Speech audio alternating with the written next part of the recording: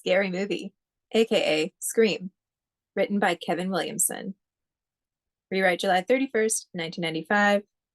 Here we go. Fade in. On a ringing telephone, a hand reaches for it, bringing the receiver up to the face of Casey Becker, a young girl, no more than 16, a friendly face with innocent eyes. Hello?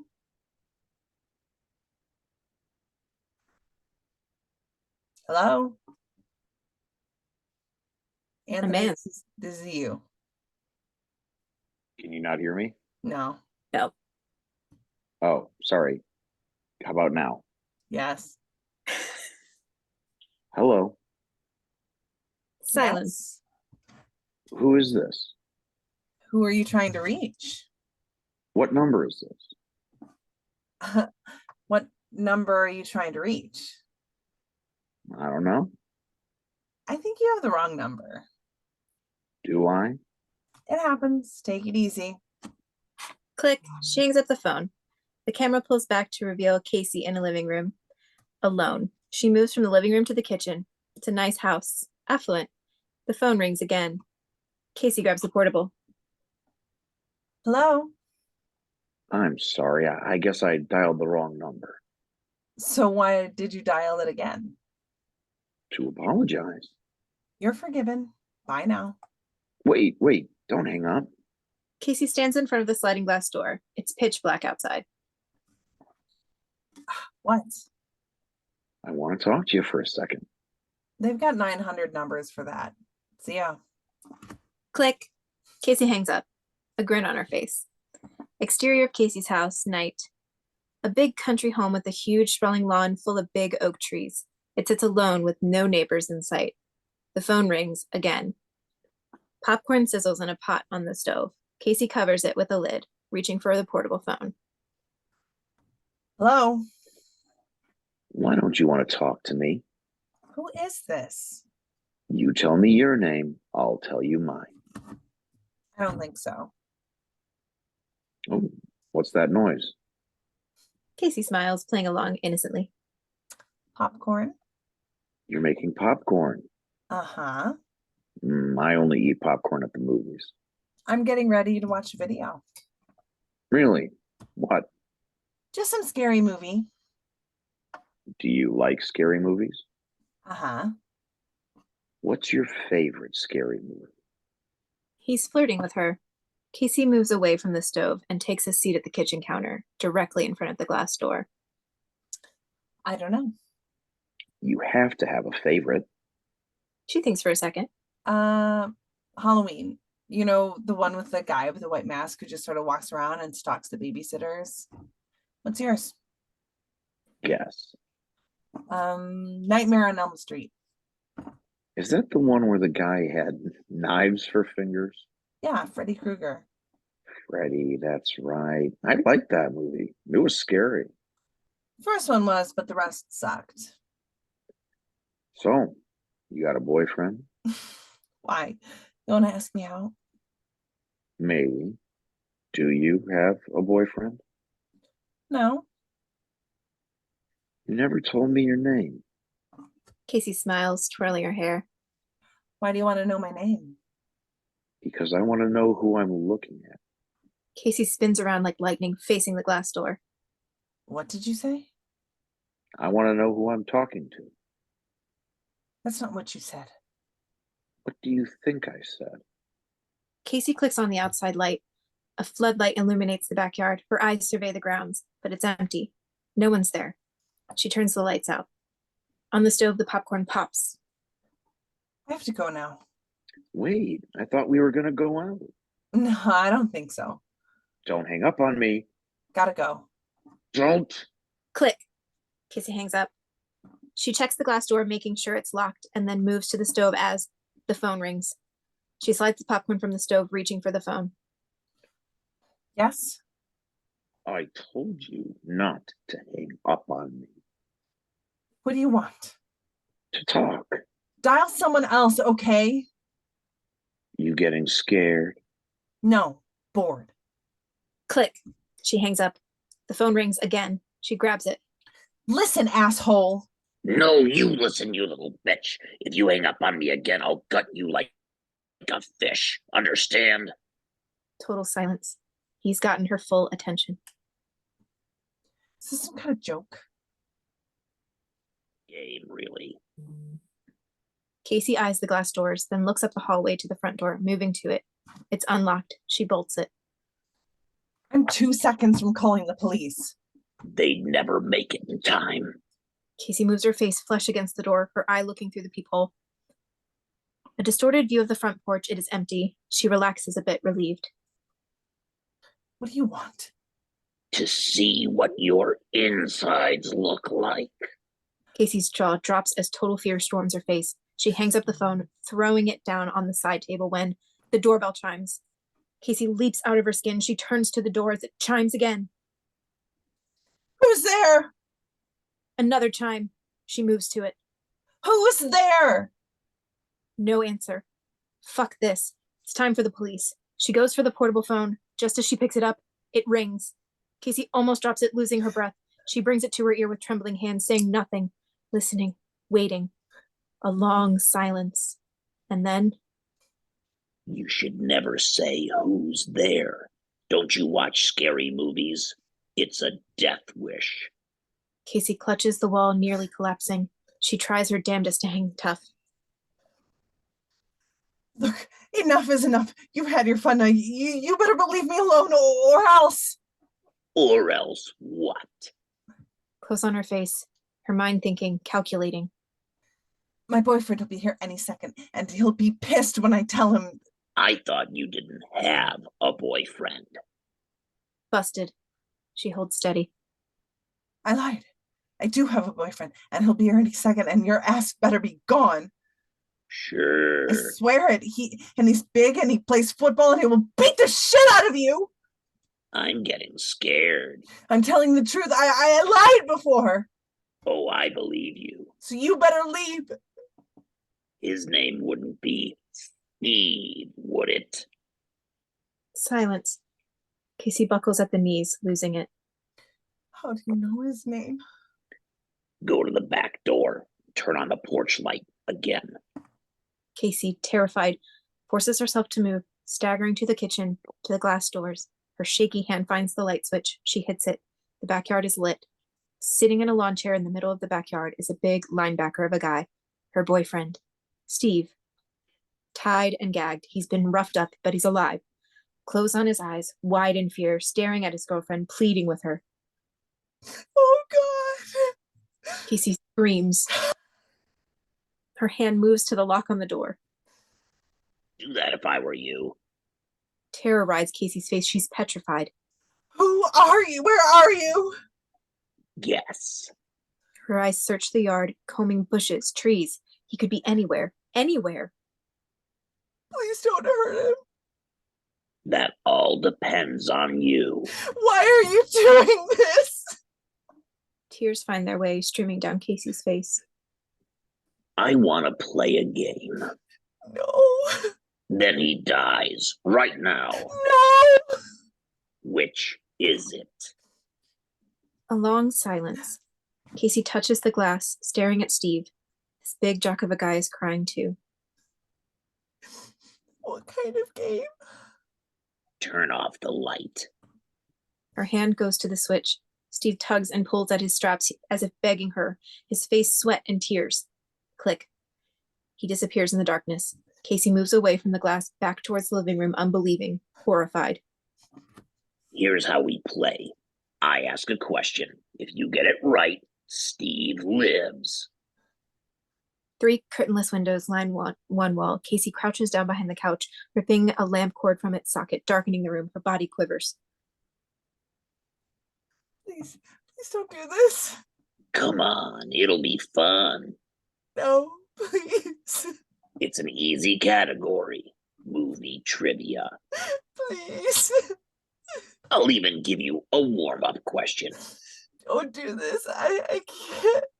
Name the killer in Halloween. No. Come on, it's your favorite scary movie, remember? He had a white mask. He stalked the babysitters. Casey goes silent, a nervous wreck. She can barely speak, much less think. I don't know. Come on, yes you do. Please stop. What's his name? I can't think. Casey has officially reached hysteria, petrified beyond all reason. Counting on you. Suddenly, through tears, God sent. Michael Myers. Yes. Believed. Now for the real question. No. But you're doing so well. Please go away. Leave us alone. Then answer the question. Same category. Casey is blubbering, wet mess on the floor. Please. No. Name the killer in Friday the 13th. A mad smile crosses Casey's lips. She knows this. She leaps up through tears, screaming. Jason. Light pause. I'm sorry, that's the wrong answer. No, it's not. It was Jason. Afraid not. It was Jason. I saw that goddamn movie 20 times. It was Jason. Then you should know Jason's mother, Mrs. Voorhees, was the original killer. Jason didn't show up until the sequel. Casey is stupefied. You tricked me. Lucky for you, there's a bonus round. But poor Steve, I'm afraid, he's out. This implication sends Casey running to the kitchen, to the glass door. She flips on the porch light to see Steve, eyes wide, sitting in a lawn chair, his belly gaping open, a mass of blood and ripped flesh. His insides lay on the ground between his feet, steam rising. A scream erupts from the soul as Casey collapses to the floor, nearly passing out. Close on her face, pale and ghostly white, she sobs. Final question. Are you ready? She doesn't answer. A long, maddening silence. Casey reaches up and clicks off the light, making Steve go away, wishing, hoping. Leave me alone, please. Answer the question and I will. Casey's curled up on the floor like an infant, rocking slowly back and forth. What door am I at? What? There are 2 doors to your house, a front door and a back one. If you answer correctly, you live. From where Casey sits, she can see both front and back doors. She deliberates. With her last bit of strength, she tries to strategize, eyeing both the front door, the back door, trying to decide between the two. Don't make me. I can't. I won't. Your call. In the darkness, Casey crawls to the kitchen counter. She leans up and grabs a long, sharp knife. Casey looks around her. She looks down the hall to the front door, then turns back to the kitchen door as it suddenly shatters to bits. As a lawn chair comes flying through it, exploding glass sprays everywhere. This incites Casey like fire. She springs to her feet, bolting out of the kitchen as a shadow moves quickly through the shattered door frame. Angle on Casey, somewhere in the house, back flat against a wall, listening to feet on cracking glass. She turns and unlocks the latch, quietly sliding it up. She can hear him move to the foyer, to the front door. Casey lifts herself up and puts her legs through the window. She holds the knife in one hand, the phone in the other. Casey eases out the window, fumbling, dropping the knife back inside the house. She starts to reach for it. Fuck it, she takes off. Outside the house. Casey is at the back corner of the house. I can hear you. I know you're here. Casey eases along a narrow path between a tall fence and the side of the house, going for the front yard. She must pass the 3 curtainless windows. She gets to the first one and peeks in. The figure has pulled open the foyer closet, searching for her. Casey creeps along to the next window. She looks in. The figure is completely on the other side of the room, moving toward the hall that leads to the other part of the house. She moves further along the house, squeezing by hedges to the 3rd window. She peeks in to see the figure staring back at her. His face covered with a ghostly white mask, inches from her, his eyes piercing through, soulless. Casey screams bloody murder as a hand crashes through the glass window, grabbing hold of her back neck. She beats at him, trying to free herself. Her nails dig into his arm. She wrenches from side to side, finally breaking free as the hands disappear inside the house. On the corner of the house, Casey sails around the corner of the house, eyeing the front door. It remains closed. Her eyes cover the sprawling country yard when suddenly, headlights appear. In the distance, coming down the road towards the house, she recognized them instantly. Mom, Dad, she tears off across the yard toward them, moving like lightning. The car turns into the driveway. Casey screams, waving madly, rushing by a tree as the ghost figure appears. Casey stumbles back, catching her balance. The figure moves on her, arm poised high, a flash of silver, and Casey is struck across the chest. She looks down to see her shirt, blossoming red. A look of bewilderment as she drops to the one knee. The knife rises again. Casey throws her hand forward. The blade comes down, but it's blocked by a portable phone, still in her hand. She turns, staggering to the driveway. A middle-aged couple emerge from the parked car. They move to the front door, completely unaware of what's happening to their daughter, only feet from them. In the front yard, Casey stumbles forward, her parents 10 feet away. She opens her mouth to scream, but no sound resonates. She's beyond words, staggering away, the figure moving behind her. Her parents approach the door. That fish smelled strong. Told you to send it back. The father discovers the front door ajar. A puzzled look. Casey's right behind them with one arm outstretched. If they'd only turn around. They enter the house and close the door as Casey collapses on the ground, clutching her bloody chest, the figure upon her. In the foyer, the father sees straight back into the kitchen, the shattered patio door. Jesus. What is it? Where's Casey? Casey? Casey! In a split second, they're both panic-stricken. The father begins searching the house frantically. The mother's hysterical. In the front yard, close on Casey, she's dragged by her feet through damp soil, the life going fast from her body, her hand still clutching the phone. The foyer, back in the house. Where is she? Call the police.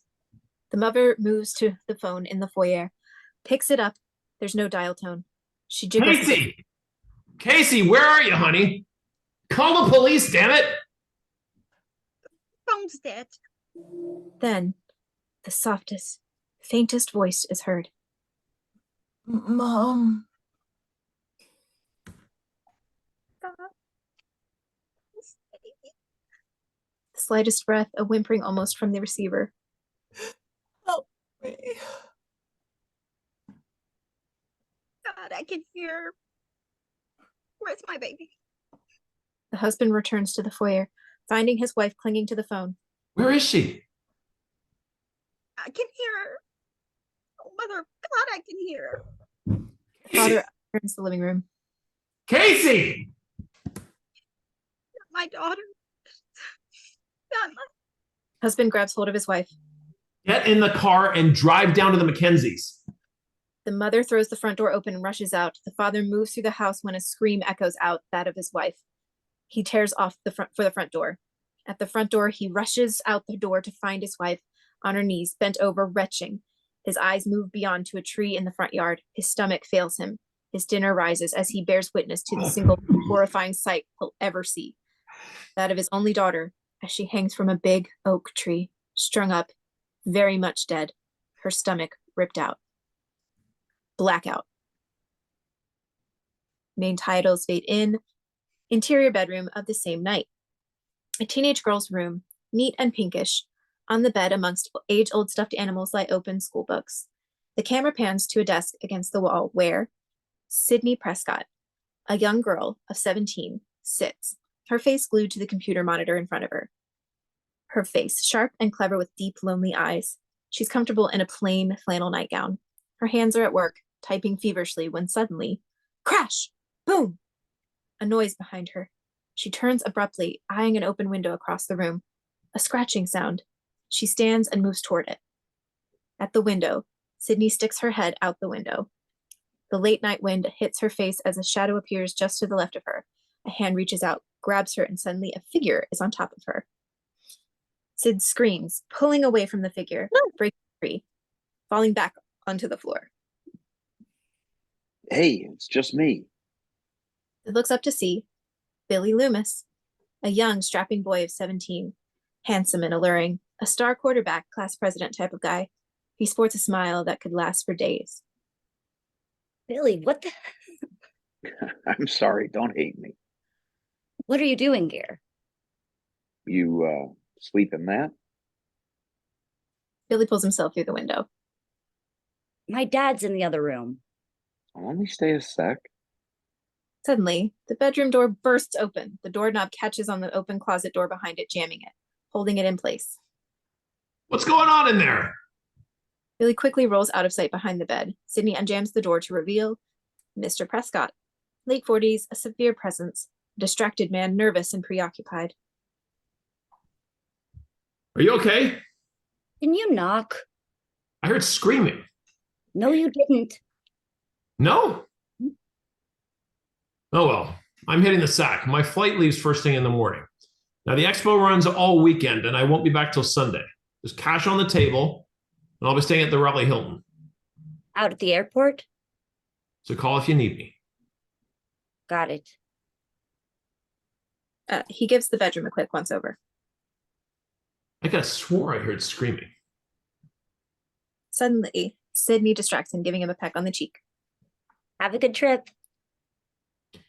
Sleep tight, sweetie. He gives her a wink and pulls the door closed. Billy reappears. Close call. What are you doing here? Billy takes a flying leap and lands on the bed. It just occurred to me that I've never snuck through your bedroom window. Now that it's out of your system. And I was home, bored, watching television. The Exorcist was on and got me thinking of you. Oh, it did? Yeah. It was edited for TV and all the good stuff was cut out. Started thinking about us 2 years ago. Started off kind of hot and heavy. Nice, solid R rating on our way to an NC-17. And how things have changed. And lately, we're just sort of edited for television. So you thought you could sneak in my window and we would have a little bump? No. I wouldn't dream of breaking your underwear rule. I just thought we might do some on top of the cool stuff.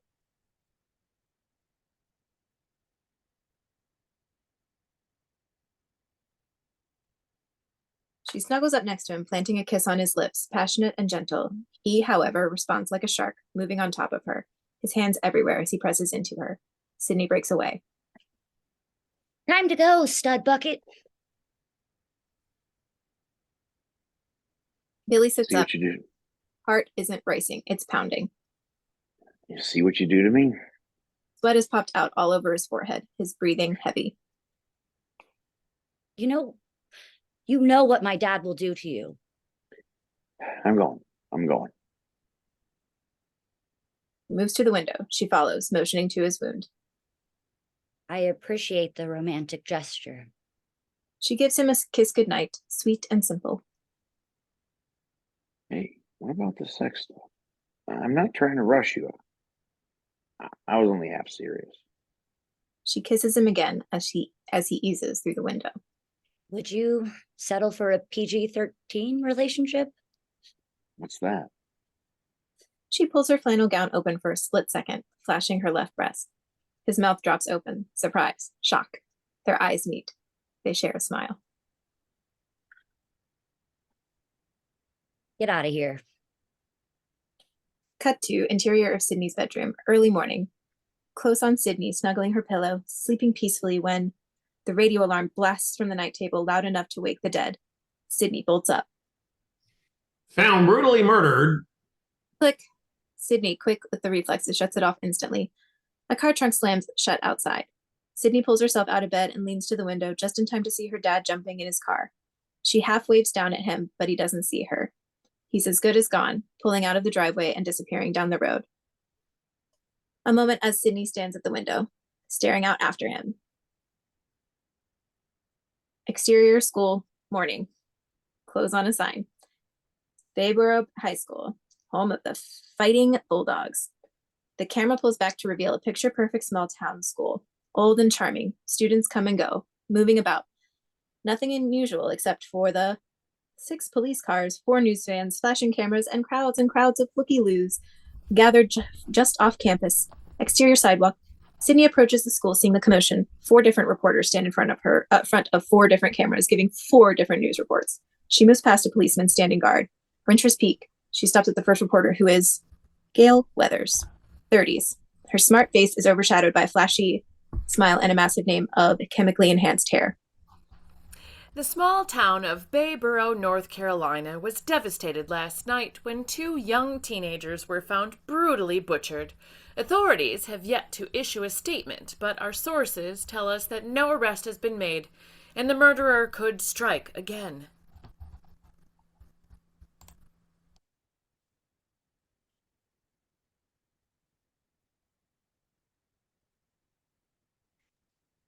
On Sydney. On Sydney. Moved, disturbed. From behind, a finger taps her shoulder. She spins around to see Tatum Riley. Same age, feisty, carefree. Do you believe this shit? What happened? They break away from the crowd and head for school. God, you don't know? Casey Becker and Steve Forrest were killed last night. No way. And not just killed, Sid. We're talking splatter movie killed, split open end to end. Casey Becker? She sits next to me in English. Not anymore. Her parents found her hanging from a tree, her insides on the outside. Do they know who did it? Fucking clueless. They're interrogating the entire school. Teachers, students, staff, janitors. They think it's school related? They don't know. Dewey said this is the worst crime they've ever seen. Even worse than... Well, it's bad. They're bringing in the feds. This is big. Sydney looks back at Gail, her face deeply pained.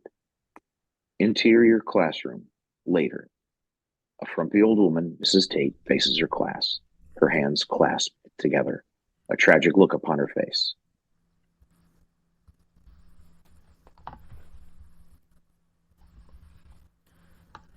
Mrs. Tate says,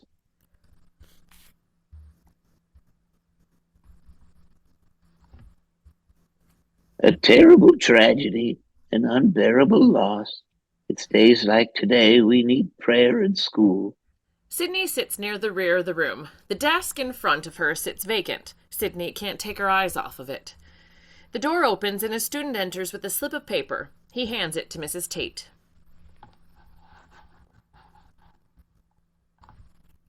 Mrs. Tate says, Sydney, it appears to be your turn, dear. Inside the principal's office. The room is at capacity. Wall to wall with police and the likes. Some sit, stand, and lean.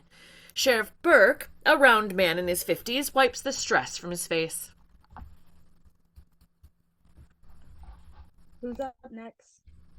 A young officer looks at a clipboard. This is Deputy Riley, better known as Dewey. He's a big guy, 20s, handsome, in a scrubbed, clean, boyish way. Sydney Prescott. Sheriff Burke gestures to bring her in. Principal Himbry, 50s, an old codger of a man, wearing a sour face, speaks up. Sydney Prescott. She was daughter of... We all know Sydney, Mr. Himbry. How's she doing? She's adjusted well, maintains an A average. You'd never know she...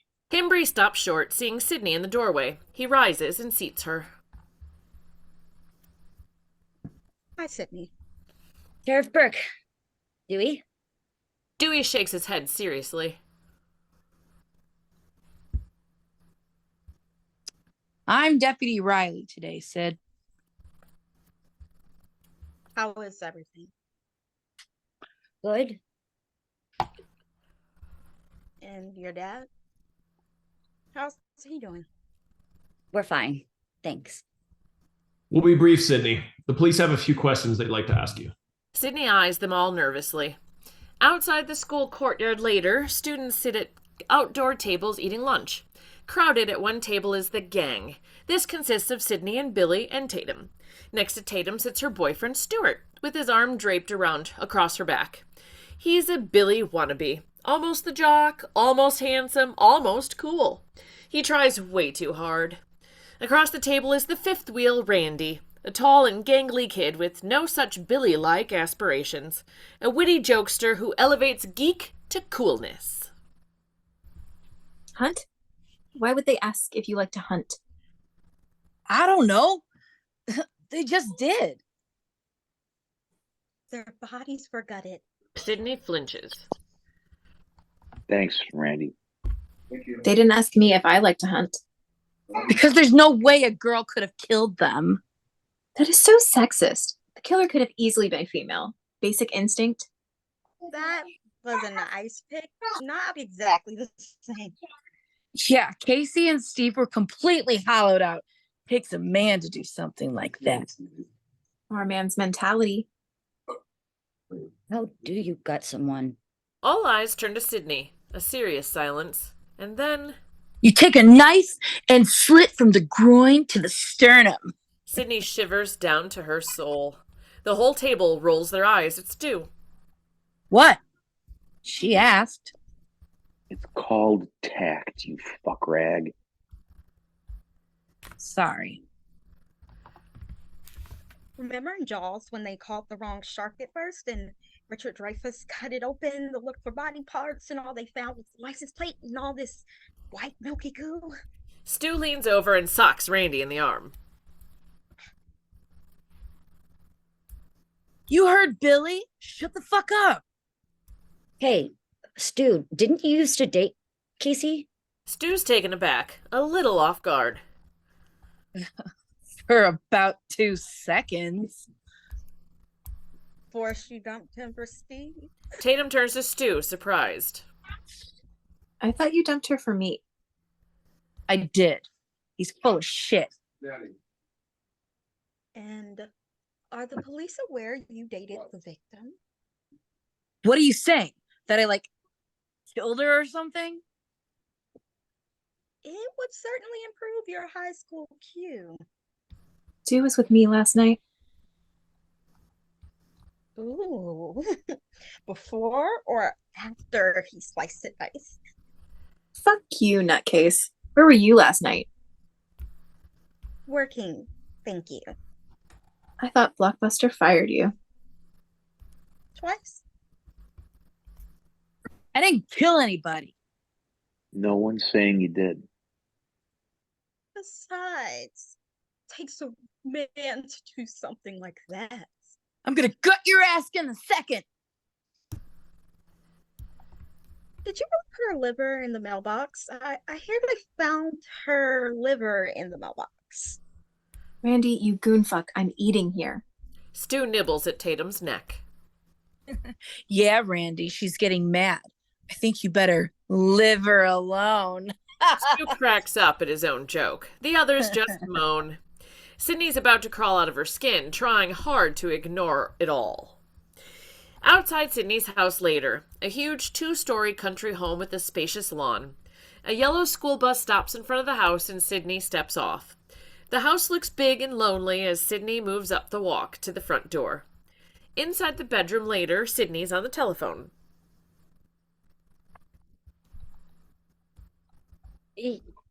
You sure I can stay over? My dad won't be back till Sunday. No prob. I'll pick you up after practice. Tell your mom I said thanks. Yeah. Look, are you okay? It's just, the police and reporters, it just brings back a lot. I'll be there by 7. I promise.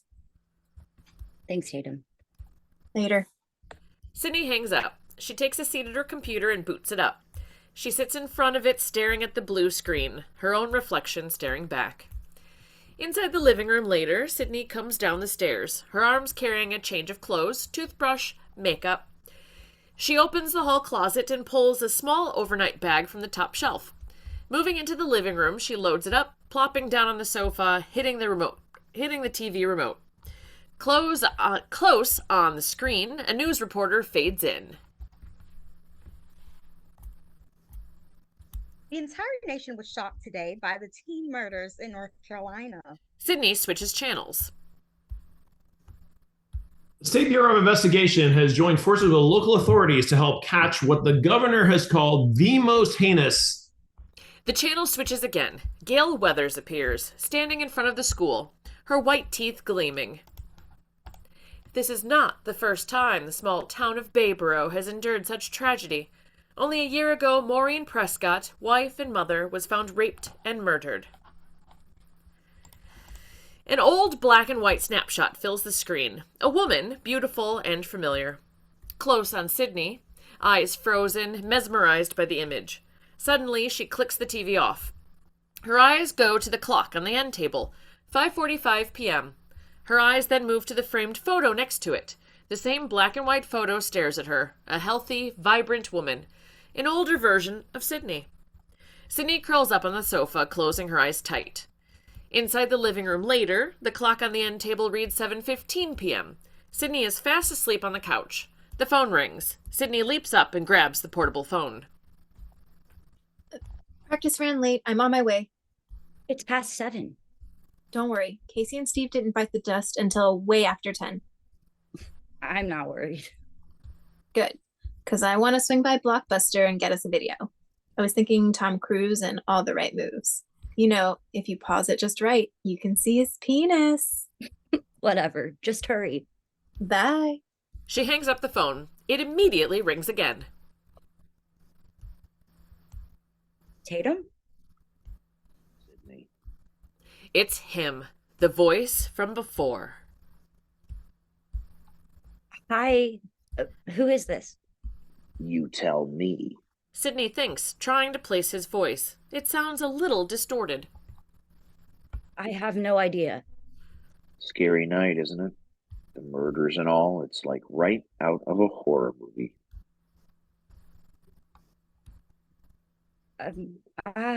Randy, you gave yourself away. Are you calling from work? Tatum's on her way over.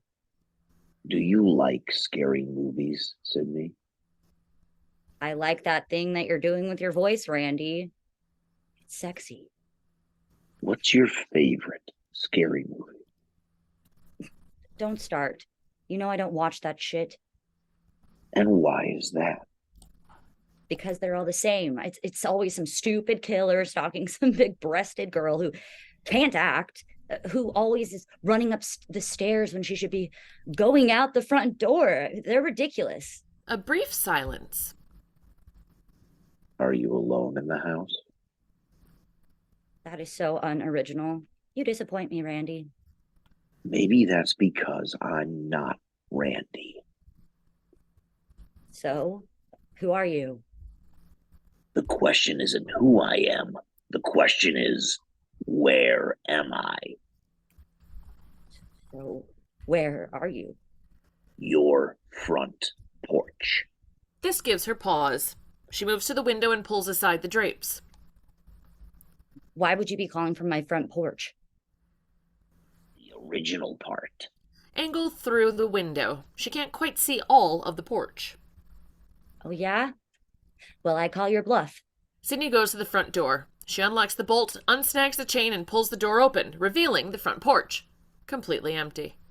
She steps out onto it, phone still in hand. A single light shines overhead, illuminating the porch, but little beyond. Darkness is all around. So, where are you? Right here. Sydney peers out into the darkness past thick shrubs that grow on either side of the porch. Can you see me right now? Uh-huh. What am I doing? She sticks her finger up her nose, pretending to pick. Silence. No answer. Good try, Randy. Tell Tatum to hurry. Bye now. If you hang up, you'll die just like your mother. Sydney stops dead in her tracks, speechless. Do you want to die, Sydney? Your mother didn't. His seriousness unnerves her. Sid flies off the handle. Fuck you! You cretin! She hangs up on him, moves back inside the house, locks chains, and bolts the door when a figure comes leaping out of the hall closet, rushing her, ramming into her side, and phone flies. The figure's on top of her as she goes down, screaming. She looks up to see the figure, darkly dressed with a pale, distorted face, white and ghostly.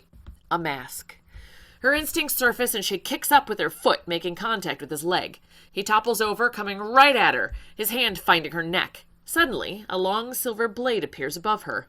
Sydney pulls, jerks, twists. Finally, she lifts her torso toward knocking the figure off her, sending him reeling into the living room.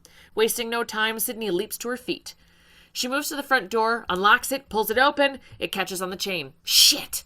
She moves it, closed again, looking behind her. The figure has risen, knife in hand. Sydney pulls on the chain and then, inexplicably, turns and runs up the stairs, the figure right behind her. Inside this upstairs landing, the figure leaps at Sydney, taking hold of her foot. She grabs madly at the wall, her hands grasp at a framed painting. A quiet country home, subdued colors, done in oils. She rips it from the wall, swinging it behind her. It catches the figure head-on, smashing against his skull, sending him backwards, tumbling down the stairs. Sydney races to her bedroom. Inside the bedroom, she locks the door shut, then pulls her closet door open, placing the edge right at the doorknob, just as the figure pounds against the bedroom door. Ramming it, it rips open, but the closet door catches it in a crazy vice-like hold. Sydney grabs the desk phone. It's dead. Off the hook downstairs. The figure rushes the door several times. The frame splinters, but won't give. Sydney's at her computer. She punches at the keyboard madly. Close at screen as words appear. Fax modem. 911. Send. The knife slashes through the crack in the door wildly. On screen again. Help. Killer. 34 Elm Street. Sydney presses send when it occurs to her. All is quiet. The figure's gone. A fearful silence. She looks around. The only sound is her own rapid, terrified breathing. On the screen, stay calm, police en route. Suddenly, a noise at the window. Sydney looks up to see Billy, her boyfriend, staring at her, surprised. Billy, please. Oh, God. I heard screaming. The door was locked. Are you okay? He's here. He's here. He's trying to kill me. Billy pulls himself through the window. As he does, a small black object falls from his dark jeans. It hits the floor as Sydney eyes it, a sleek, compact cellular phone. Sydney stops in her tracks. Their eyes meet. An eternity. A siren's heard in the distance. Sydney bolts. Hey, wait, what's going on? Billy reaches for her. Sydney unblocks the bedroom door and tears out of the room. Inside the landing, Sydney nearly falls down the stairs. Inside the foyer, she rips the chain off the door, pulls it open, coming face to face with a white, ghostly mask. A massive scream erupts from her gut as the camera pulls back to find Dewey, Deputy Riley, holding it. Red lights flash, sirens blast as car after car surrounds the house.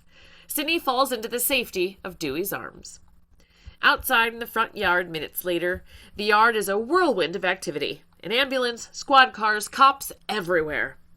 Close on Billy's face as it smashes against the hood of a police car. His hands are being cuffed. His rights are being read. I didn't do anything. Sid, where's Sid? She'll tell you. Dewey holds a car door open as Sheriff Burke steps out.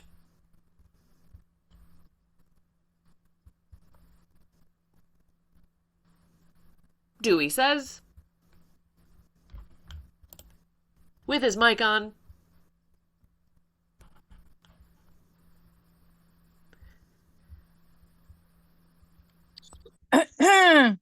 We got him, Sheriff.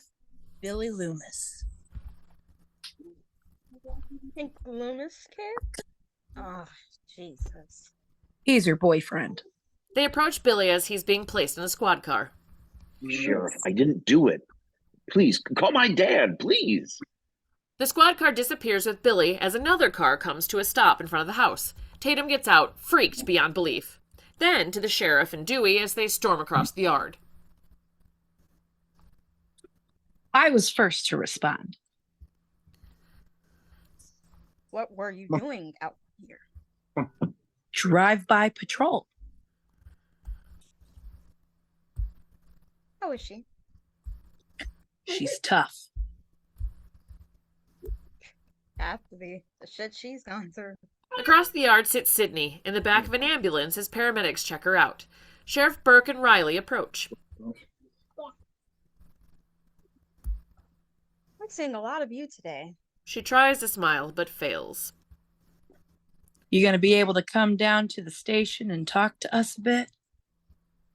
Yeah. Tatum appears, barreling past an officer. What happened? God. Tatum rushes to her, grabbing hold of her. What are you doing here? Oh, Godson, I'm sorry I was late. You can't be here, Tatum. This is an official crime scene. It's okay. She was supposed to pick me up. Her dad's out of town. She's staying with us. Does Mom know? Yes, you doofus. 2 news vans come driving up the street. Vultures are coming. Let's get you out of here.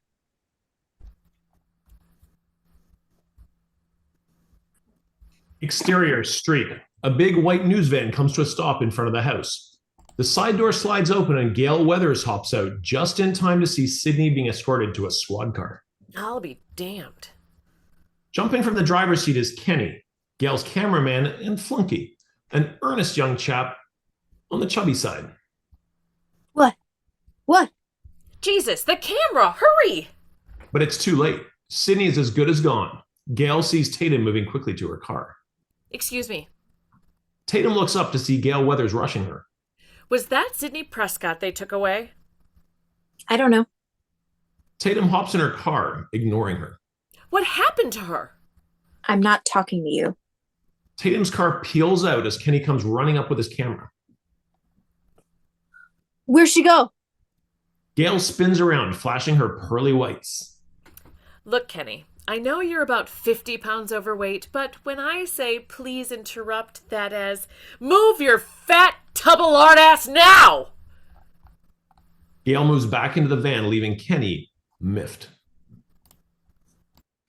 Interior police station later. A small town station. The bullpen is a little square room with 4 desks, and tonight it's hopping. Cops everywhere. In the sheriff's office, Sydney sits at a drink. No, she sits at a desk, drinking a cup of water. She wears the sheriff's jacket over her shoulders. Dewey approaches. Did you reach my dad? Dews?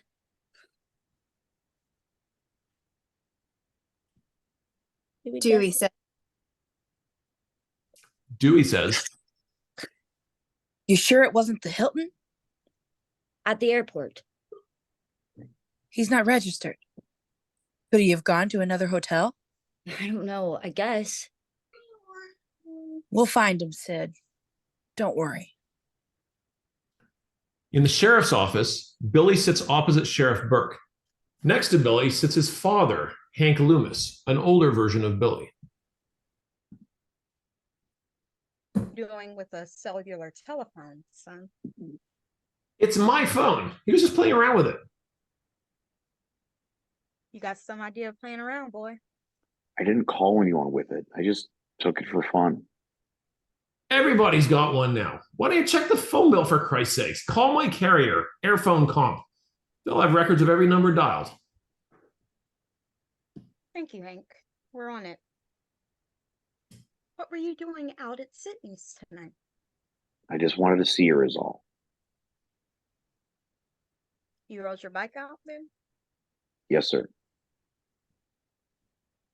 And last night? Sydney said you crawled through her window last night, too. You were out last night? I watched TV for a while, but then I felt like going for a bike ride. Did you ride past Casey Becker's house? No, I didn't. I didn't kill anyone, Sheriff. We're gonna have to keep you, Billy. The governor's got SBI, FBI, and God knows who else on their way down. This is crazy. I didn't do it. Sheriff Burke eyes him up and down very carefully. Interior Police Bullpen, minutes later.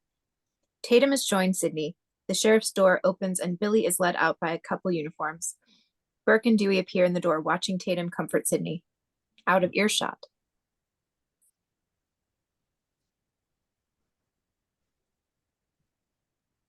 Dewey says.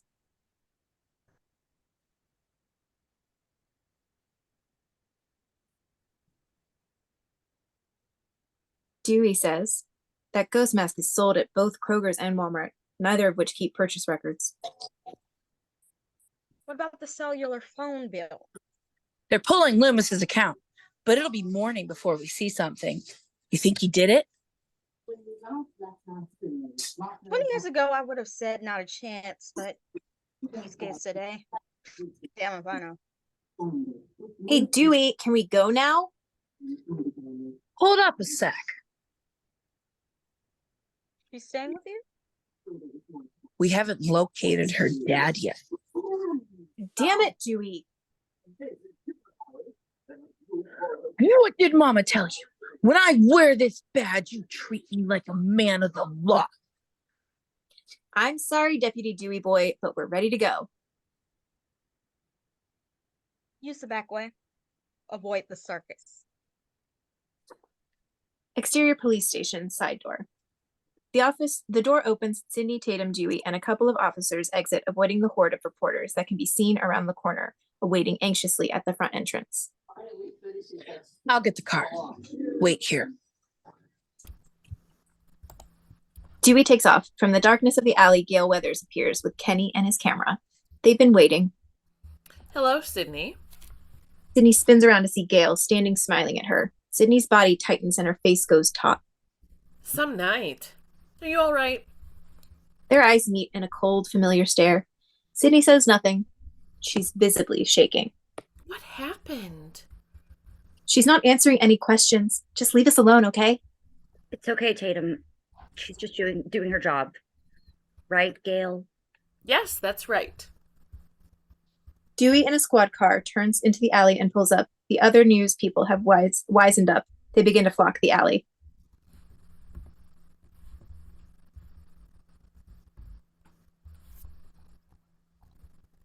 Sydney.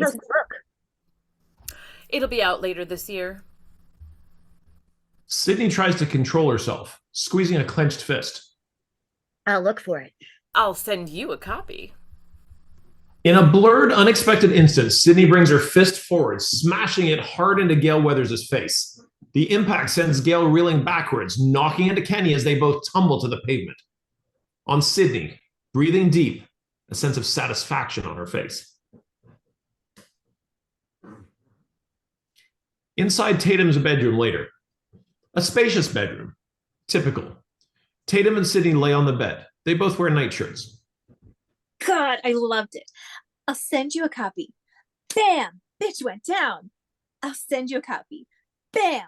Sid, super bitch. Dewey appears in the doorway holding a bag of ice.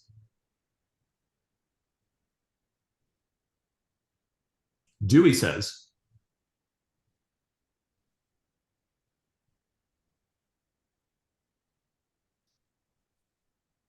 says, I thought you might want some ice for that right hook. Sydney sits up, takes the ice and puts it on her hand. Dewey says, I'll be right next door. Try to get some sleep. Dewey moves back out the door. Any word on my dad? Dues?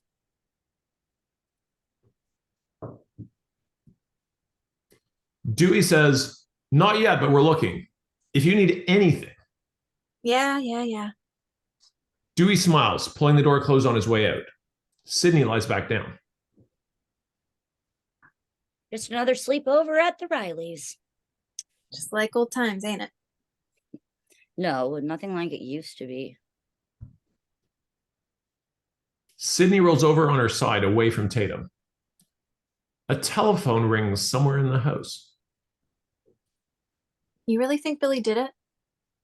He was there, Tatum. I know. I knew the guy was too perfect. He was destined to have a flaw. A knock at the door. It opens and a friendly, graying woman pops in. This is Mama Riley. She wears a comforting smile. Telephone, dear. Who is it? It's for Sid. My dad? Mama Riley shakes her head sadly. Take a message. It's all right. I'll get it. Sydney takes off out the door. Mama Riley motions to Tatum. How is she? Tatum shrugs. In the hallway, Sydney grabs the phone at the end of the hall. Hello? Hello, Sydney. It's him. The camera does a Hitchcock as Sydney's entire body goes weak, his voice moving through her, invading her. She cries out. Mama Riley turns in the doorway. Tatum comes bolting out of the bedroom. Poor Billy boyfriend. An innocent guy doesn't stand a chance with you. Leave me alone! Looks like you fingered the wrong guy again. Who are you? Hang up, Don't Sid. worry. You'll find out soon enough. I promise. Mama Riley beats on a closed bedroom door. Dewey? Dewey? This is gonna be fun, Sydney. Just like old times. Click. Dewey flies out of his room wearing only his boxers, holding his gun.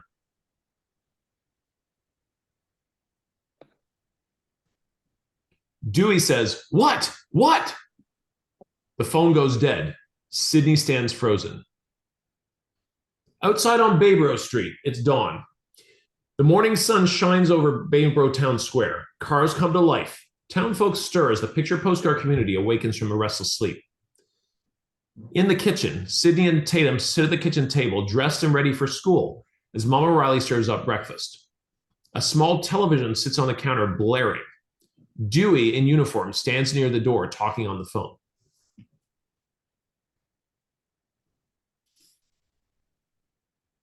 I think you girls really should stay home today. Your objection is duly noted. I'd rather be around a lot of people, Mama Riley. From the TV, Sydney hears her name, Sydney Prescott. All eyes go to the television.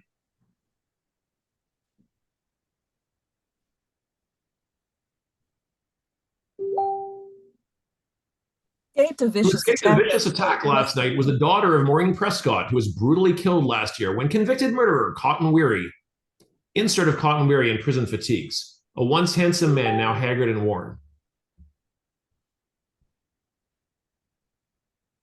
The reporter says, broke into their home and savagely raped and tortured the deceased. Cotton Weary is currently awaiting appeal for the death sentence handed down after the young Sydney testified against him. She was the key witness in the state's prosecution. Never gonna stop, is it? Dewey is off the phone. Billy was released. His cellular bill was clean. He didn't make those calls. Somebody called me, Dewey. I'm not making it up. I know. We're checking every cellular account in the county. Any calls made to you or Casey Becker are being cross-referenced. It's going to take time, but we'll find him. And my dad? Any word from him? On him? Riley shakes his head. No. Later on the school street, reporters line the street, attacking students as they make their way to the school, asking questions, hungry for that teenage insight. Dewey's patrol jeep cruises by. Sydney watches from the passenger's window.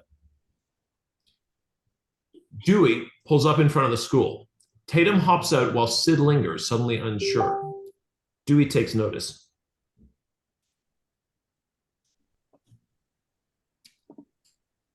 Hey, it's school. You'll be safe here. Sydney forces herself out of the jeep as a microphone is shoved in her face.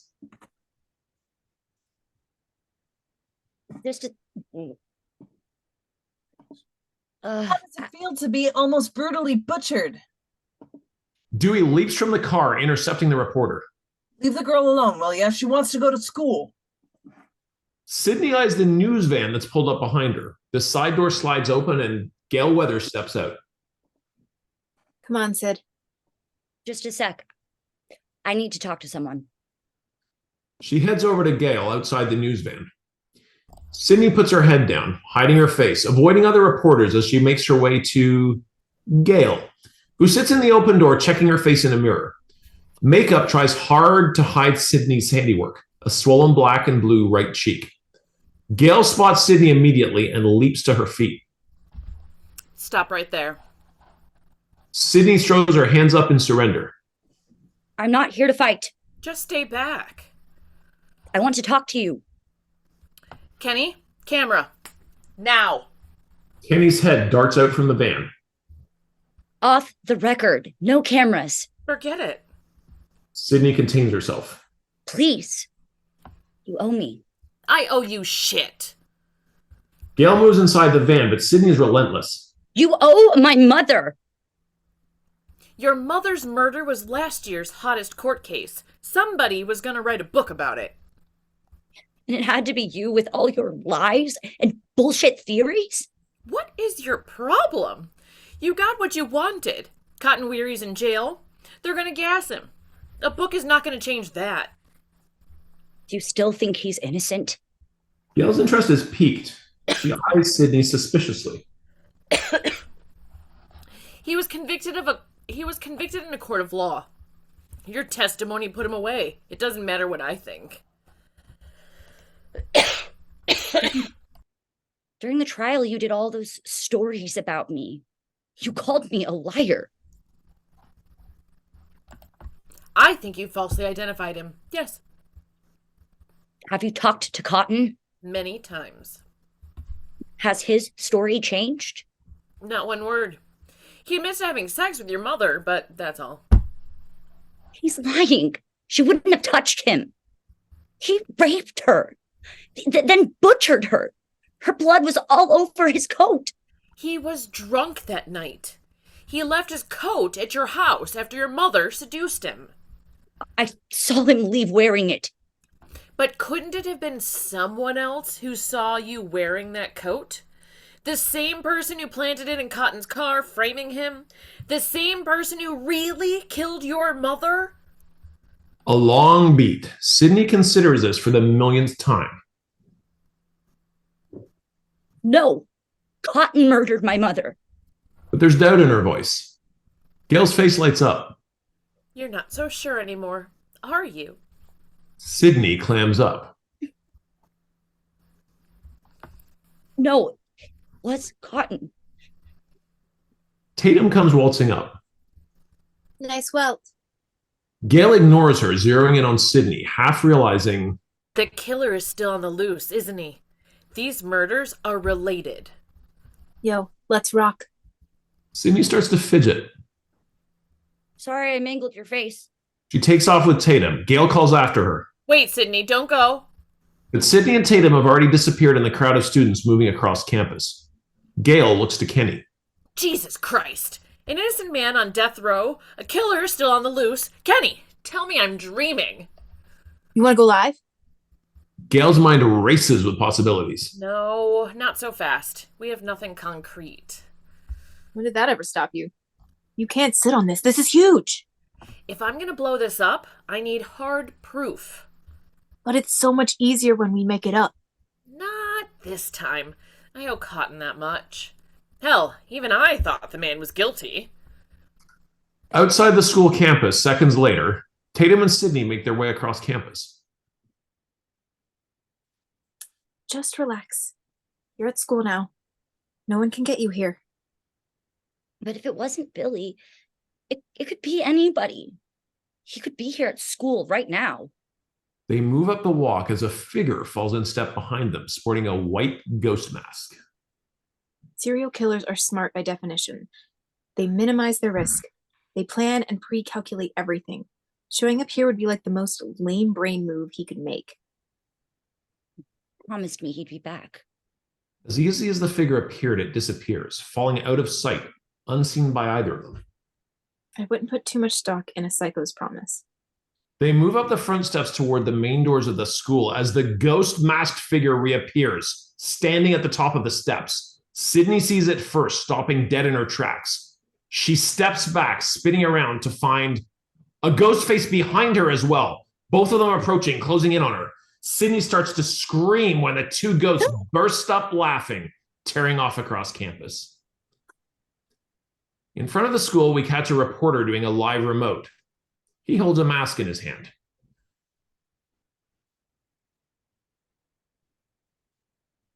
The reporter says, This morning, several students and what appears to be a prank have been spotted wearing masks.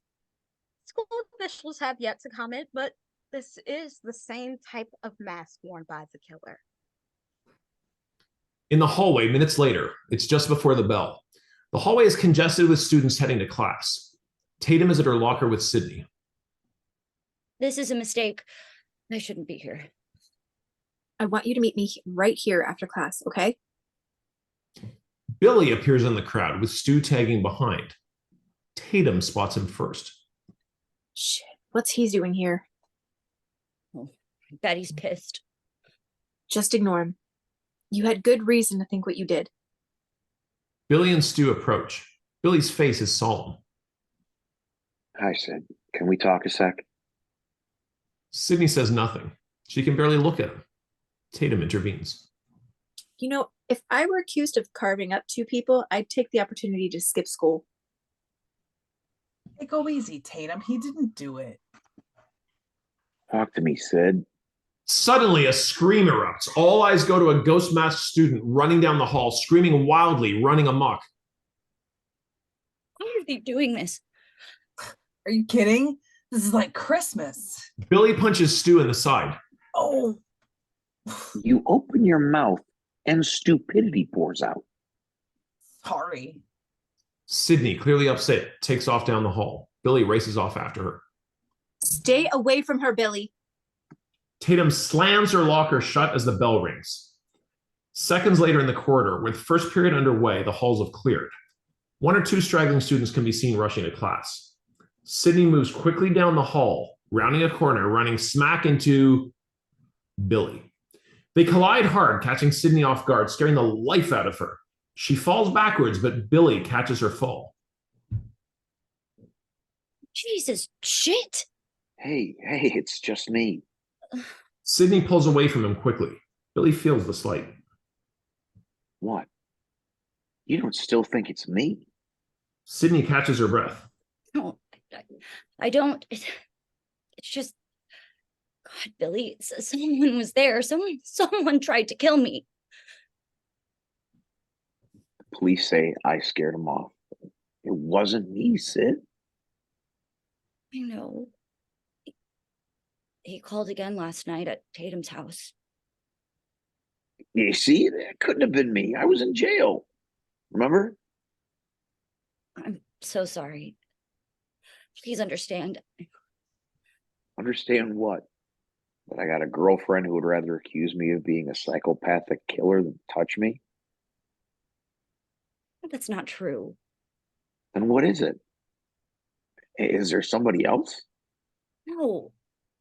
Is it the sex thing? Am I being too pushy? No. It's just me, Billy. I need time. I'm still adjusting to my mom. It's been a year since she died. Tomorrow. 1 year tomorrow. When are you going to let that go, Sid? I mean, when my mom left my dad, I just accepted it. This is the way it is. She's not coming back. Your parents split up. It's not the same thing. Your mom left town. She's not in a coffin somewhere. You have to move on, Sid. Sydney starts to walk away, but turns back, angry. I'm glad to know you're coping so well with life, Billy. But some of us just aren't so perfect. Some of us are just trying to hold on. Sydney disappears through a door marked girls' bathroom, leaving Billy alone in the hallway. He smacks his forehead, pissed at himself. In the girls' bathroom, which is large and spacious, closed bathroom stalls line one wall facing a row of sinks and a huge mirror. Sydney enters as two girls tinkle and talk, each from their respective stalls. She was never attacked. I think she made it all up. Would she lie about it? For attention, the girl has some serious issues. Sydney listens intently. A toilet flushes. Sydney quickly jumps in a stall, hiding, just as girl number one appears from a stall. She looks like her voice, a snotty little twit. What if she did it? What if Sydney killed Casey and Steve? Then why would she do that? Maybe she was hot for Steve and killed them both in a jealous rage. Another toilet flushes.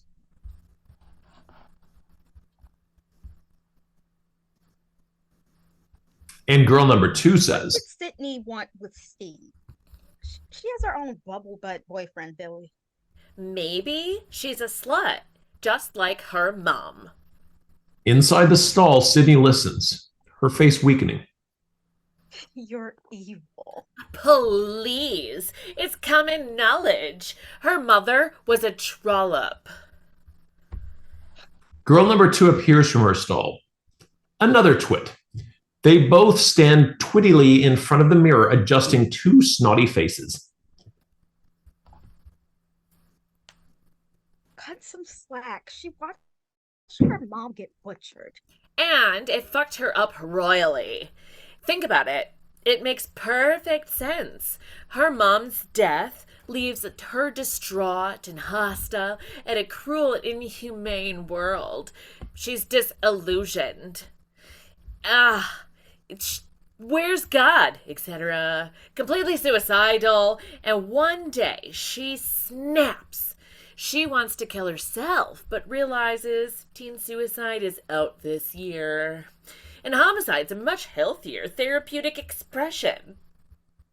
From the stall, Sydney listens, her heart pounding, jaw quivering, and as it's Sydney, she probably touches the side of her neck too.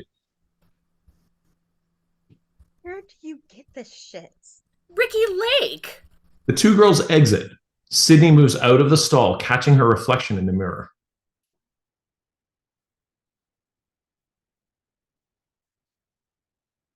Pathetic. Water drips somewhere from a leaky pipe as wind whistles in from the cracked transom above the bathroom door. It sounds almost like a whisper. Sydney. Sydney spins around. What the? She checks out the bathroom. The doors to the stall are all closed. She bends down and scans beneath them, looking for feet. No one. Nothing. Sydney turns back to the mirror. Suddenly,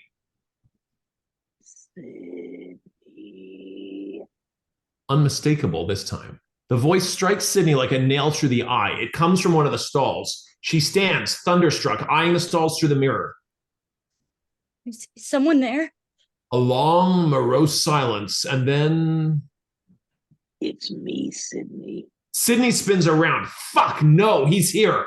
Terror floods her face. She eyes the exit door, then the row of stalls she must pass to get to it. She checks under the stalls again. Nothing. Where the fuck is he? She takes a step forward when 2 feet step down from a toilet on the floor in the last stall. Sydney's face draws tight as the stall door begins to creak open. She bolts forward, making a break for it, but slips on wet floor. Her feet flying out from under. Sydney reaches out, grabs hold of a sink, saves herself from falling. She glimpses a ghost mask in the mirror coming for her. A hand grabs her shoulder. She slams her body through the exit door, narrowly escaping into the corridor. Sydney flies out of the bathroom door, screaming, burning up the hallway, not looking back. A teacher, hearing her scream, peers out from an open doorway as Sydney sprints by him, not stopping, running madly, closing in on a red-faced Principal Himbry as he reads someone the riot act. I'm sickened. Your whole havoc-inducing, thieving, whoring generation disgusts me. The camera swings around to reveal the 2 ghost masked students standing at attention. Mr. Himbry rips the mask off of one of the students' heads. 2 students have been savagely murdered, and this is how we express our compassion and sensitivity? He rips the mask off the other student. We throw on a mask and dance around campus just hoping someone else gets butchered before we get bored again. You're both expelled. The ghost doth protest. Oh, come on, Mr. Himbry. It was just a joke.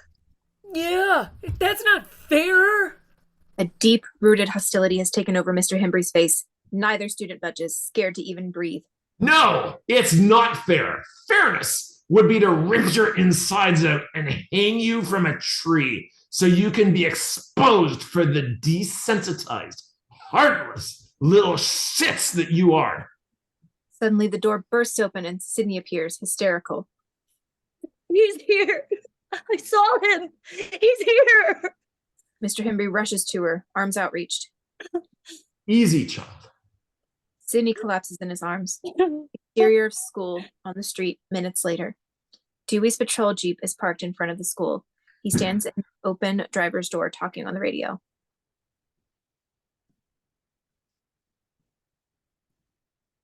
Sheriff Burke says, He's okay. Looks like some boys were teasing her.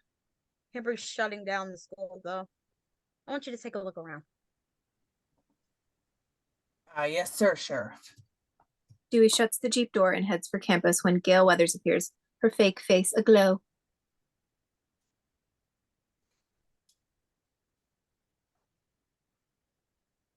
Gail says, Hang on, Gail will find where she is. Sorry, I didn't have it. I didn't have it marked. What page are we on? Bottom of 63 PDF. Thank you, 63.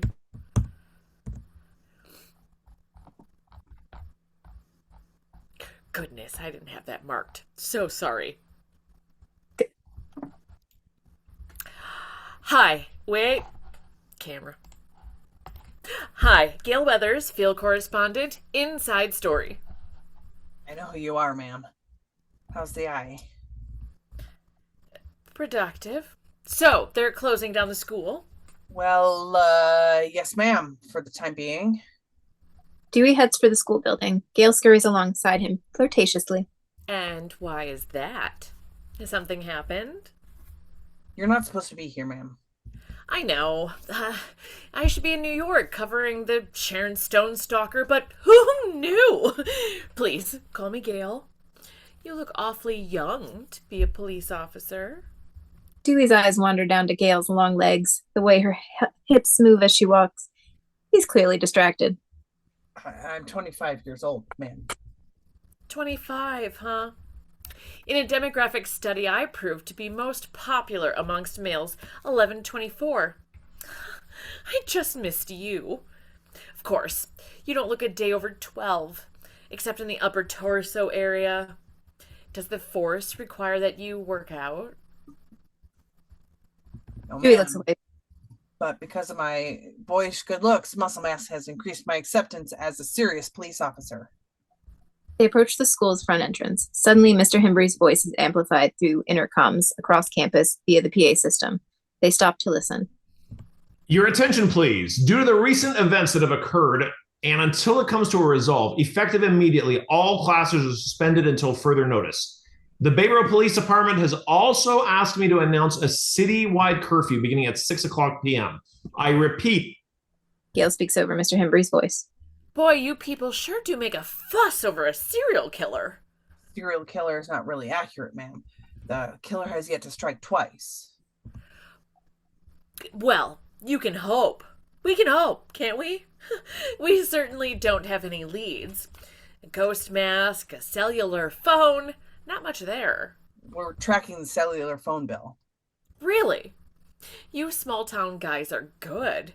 And have you located Sydney's father? No, not yet. He's not a suspect, is he? Oh, well, we haven't ruled out that possibility. Dewey realizes he said too much, clams up. If you'll excuse me, ma'am. Oh, am I keeping you? I'm sorry. Oh, that's quite all right. If I may say so, ma'am, you're much prettier in person. Dewey starts up the school's front steps as the bell rings. So, do you watch the show? He turns to her earnestly as students come pouring out the front doors. I just turned 25. I was 24 for a whole year. Oh, you are precious. Please, call me Gail. She smiles deliciously, gives him a wink, then struts off as Dewey, like a little nervous little schoolboy, watches her go. Interior school corridor, seconds later. School's clearing out. The halls have begun to empty as Tatum escorts Sydney down the hallway. It was just some sick fuck having a laugh. It was him, Tatum. I know it.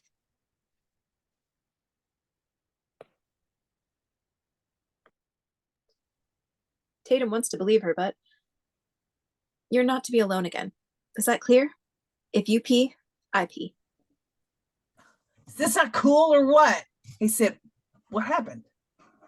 For once, Stu, drop it. Okay, but whatever you did, the entire student body thanks you. And to celebrate this impromptu fall break, I propose we have a party tonight at my house. Are you serious? My parents are out of town. It'll be like the hurricane bash last year. Nothing extreme, just a few of us hanging. This could be good. What do you think, Sid? I don't know. Come on. Pathos has its perks. Remember, there's safety in numbers. Yeah, okay, whatever. Cool, see you guys tonight. Bring food. Stu speeds off, sliding down the empty hallway. In the principal's office, Mr. Hembry sits at his desk, staring at the ghost masks before him. He picks one of them up, sniggering. Damn.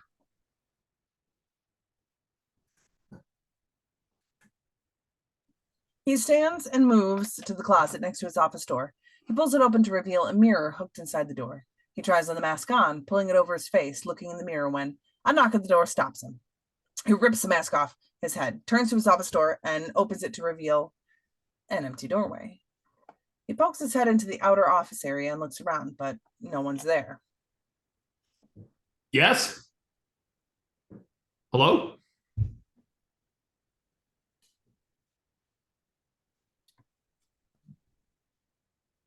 The place is empty. A little suspicious, he closes the door, catching his reflection in the closet mirror. He looks at the mask in his hands. Jesus, even he's jumpy. 2 seconds later, another knock at the door. Hembry grabs the door quickly, this time throwing it open. Again, no one's there. He steps out into the outer office, determined to catch a prankster. The outer office is completely empty. Mr. Hembry moves through the outer office and into the school corridor. The overhead lights have been turned off, and the corridor is now dark and deserted. He looks up and down the hall. Only a janitor is seen in the distance pushing a broom. Little shit. Mr. Hembry returns to his office. Hembry re-enters his office, moving to his desk when he spots the closet door now closed shut. This gives him pause. He left it open, hadn't he? Suddenly he can't remember. He shifts, uneasy, reaching for the doorknob, pulling the door open to reveal an empty closet. He stands still a moment, suddenly realizing someone could easily now be standing behind the open closet door. Nervously, he pushes it shut to reveal nothing. Hembry shakes away his jitters, realizing he's spooked himself. He continues to his desk, pushing his office door shut when a ghost-masked figure lunges from behind it, knife in hand. Quick and easy, 3 quick jabs to the stomach, and Hembry goes down. The ghost-masked figure towering above him. Tatum's house, afternoon, later. The late afternoon sun is quickly disappearing. Tatum and Sydney rock on the front porch, looking out onto the small town neighborhood. Dewey's patrol jeep is parked in the driveway. Despite the loud music blaring from an inside stereo, this is a quiet moment. Maybe Cotton Weary is telling the truth. Maybe he was having an affair with your mom. So you think my mom was a slut too? I didn't say that, Sid. But you know there were rumors. Your dad was always out of town on business. Maybe your mom was a very unhappy woman. They were having an affair. How come Cotton couldn't prove it in court? Can't prove a rumor. That's why it's a rumor. Created by that little tabloid twit, Gail Weathers. It goes further back, Sid. There's been talk of other men. And you believe it?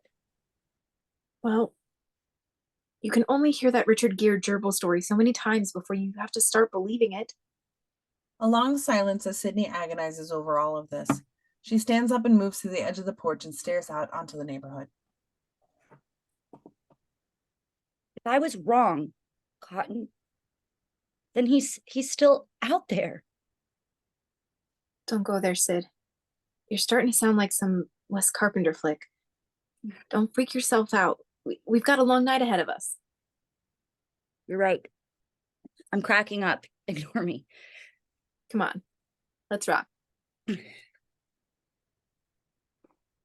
Sid follows Tatum inside the house, never seeing the ghost masked figure that stands across the street under a tree. His presence is so subtle and unobtrusive, you'd have to see this movie a second time to know he was there all along. Main Street later. Stu is moving along Main Street when Billy comes barreling up next to him. How'd you do? Piece of cake. She'll be there. Thanks, Buttwort. You did good. So you're gonna try and make up with Sid? That's quick. I was just asking. Why are you always at me? I'm trying to build your self-esteem. You're far too sensitive. Oh, You ready to party hard tonight? you know it. They come to a building centrally located in the heart of Main Street. A huge blue monstrosity that's bigger than the local bank and post office combined. The sign in front reads Blockbuster. Inside Blockbuster, it's your typical Blockbuster, huge and crowded. Randy, in his Blockbuster getup, is busy reshelving returns when Stu appears, knocking the videos out of his hand. Jesus, this place is packed. We had a run in the mass murder section. You coming tonight? Yeah, I'm up early. Curfew, you know. Now that's in poor taste. What? Randy refers to Billy, who's standing down the aisle talking to two girls. The twits from the bathroom, perhaps. If you were the only suspect in a scene in a senseless bloodbath, would you be standing in the horror section? It was all a misunderstanding. He didn't do anything. You're such a little lapdog. He's got killer print all over his forehead. Then why'd the police let him go? Because obviously they don't watch enough movies. This is standard horror movie stuff. Prom Night Revisited. Randy moves down the aisle, reshelving videos. Why would he want to kill his own girlfriend? It's always some stupid bullshit reason to kill your girlfriend. That's the beauty of it all. Simplicity. Besides, if it's too complicated, you lose your target audience. So what's his reason? So he maybe wouldn't have sex with him? She's saving herself for you? Could be. Now that Billy's tried to mutilate here, you think Sid would go out with me? I think her father did it. How come they can't find his ass? Because he's probably dead. His body will pop out somewhere on the last reel. Eyes caged. Eyes gouged out. See, the police are always off track with this shit. If they would watch Prom Night, they'd save time. There's a formula to it. A very simple one. Everyone's always a suspect. The father, the principal, the town derelict. Is you? So, while they're off investigating a dead end, Billy, who's been written off as a suspect, is busy planning his next hunting expedition. How do we know you're not the killer? Randy spins around to find Billy right behind him. Busted.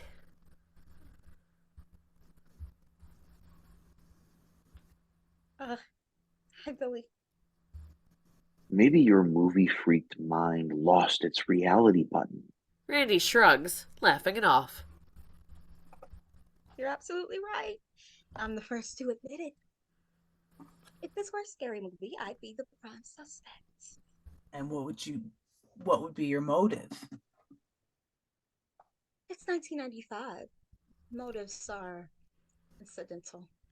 Outside on Main Street a little later, Dewey's patrol jeep makes its way down Main Street. It's almost dark. The street's close to deserted. Inside the patrol jeep, Dewey's behind the wheel having a heated conversation with Tatum while Sid stares out the window. Party? Mom's gonna kill you. Then me. Don't be so self-righteous. It's just a little blowout. We'll be perfectly safe. Sid stares out the window. Closed signs fill the storefronts. A few people rush to their car in a hurry to beat curfew. Look at this place. It's the town that dreaded sundown. And I saw that movie. True story about some killer in Texas. He said, just think if they make a movie about you. Who's going to play you? God. Dewey comes to a stop, parking the car in front of the police station. He looks to Sid with a brotherly smile. I see you as a young Meg Ryan myself.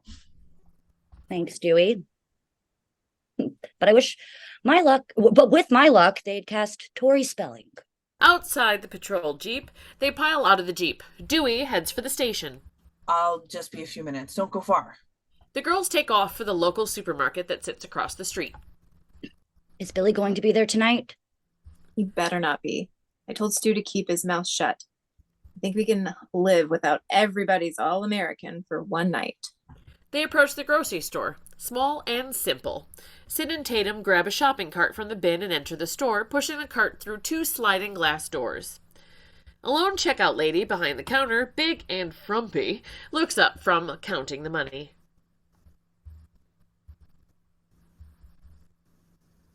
Girls, gonna have to hurry it up. We're on curfew. 2 minutes tops. They make a beeline for the junk food section just as the automated doors slide shut behind them, and a ghost mask figure appears out of nowhere, standing just outside, watching quietly through the glass store windows. Outside the police station in the sheriff's office, Sheriff Burke's face heats up as Deputy Riley marches in hurriedly. Dewey, where the hell you been, boy? Keeping my eyes on Sydney.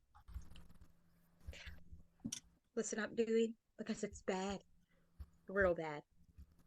Your cop just faxed us. The calls were listed to Neil Prescott, Sydney's father.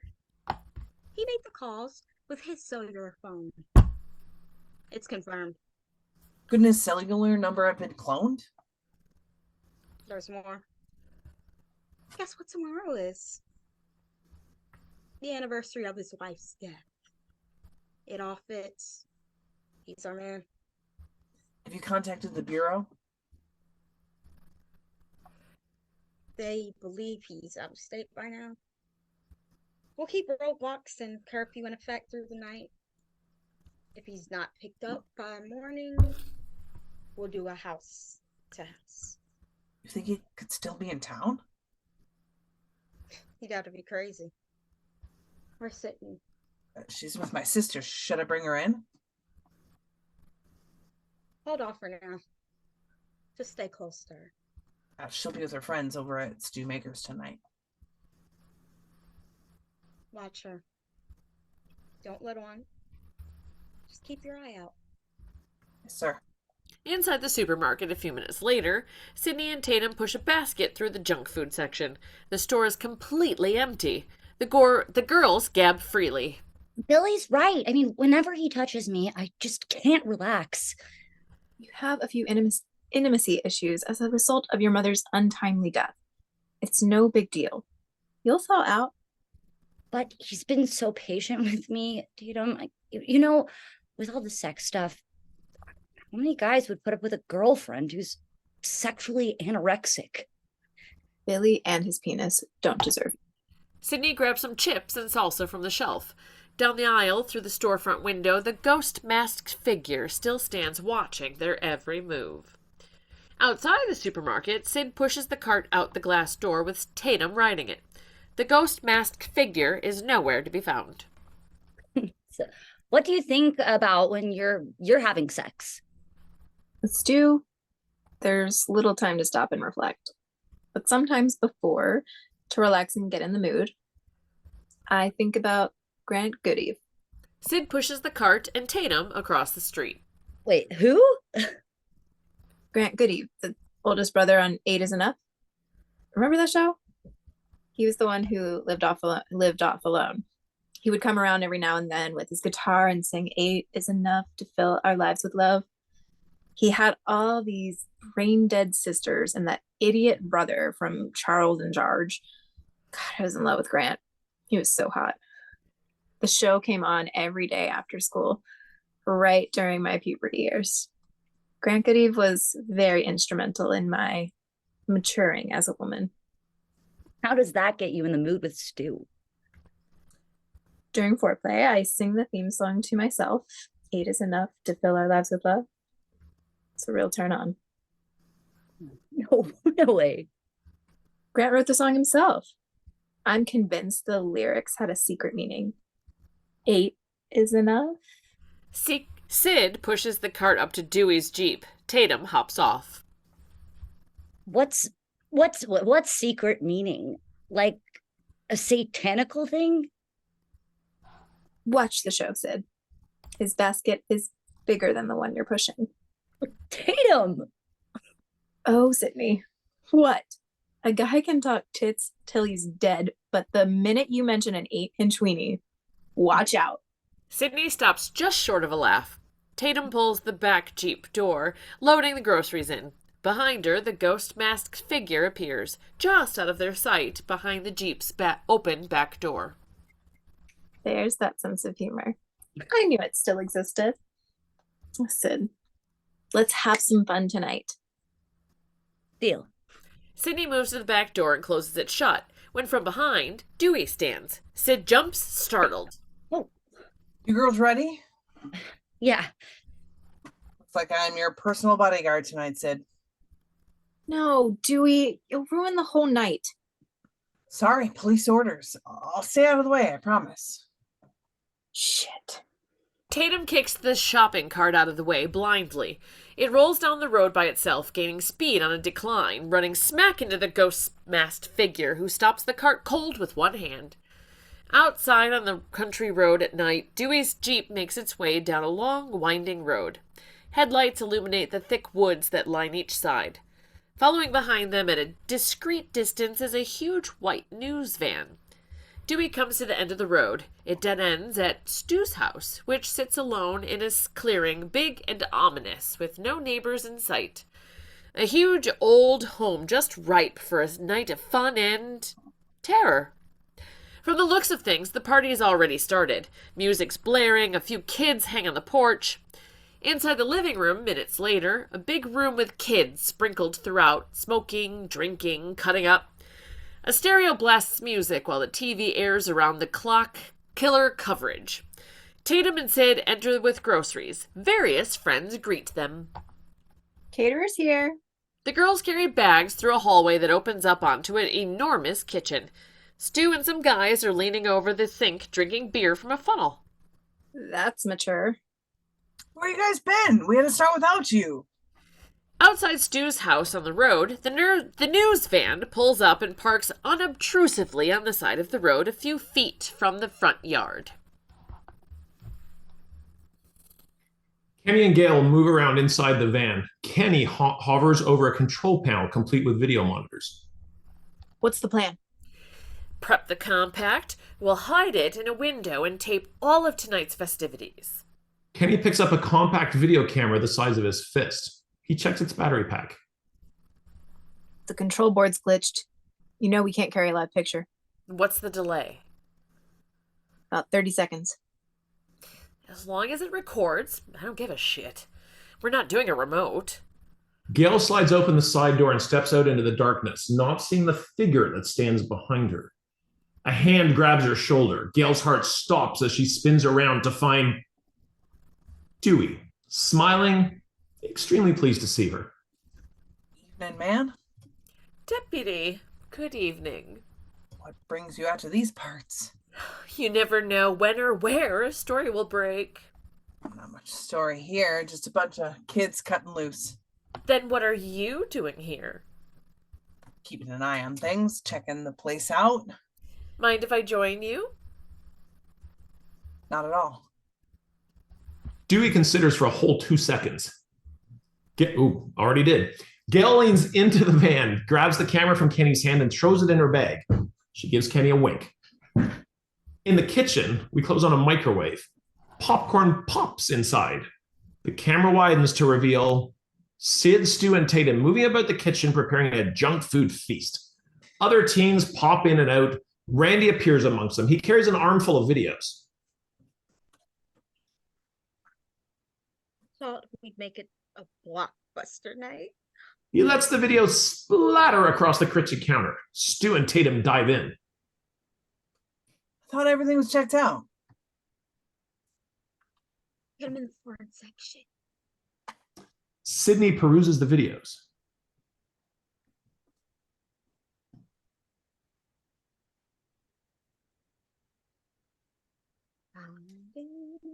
Sydney needs to talk louder. You're muted. Sydney needs to shout and turn on her microphone. The Fog, Terror Train, Prom Night. I mean, how can Jamie Lee Curtis? How come Jamie Lee Curtis is on in all of these movies? Scream Queen.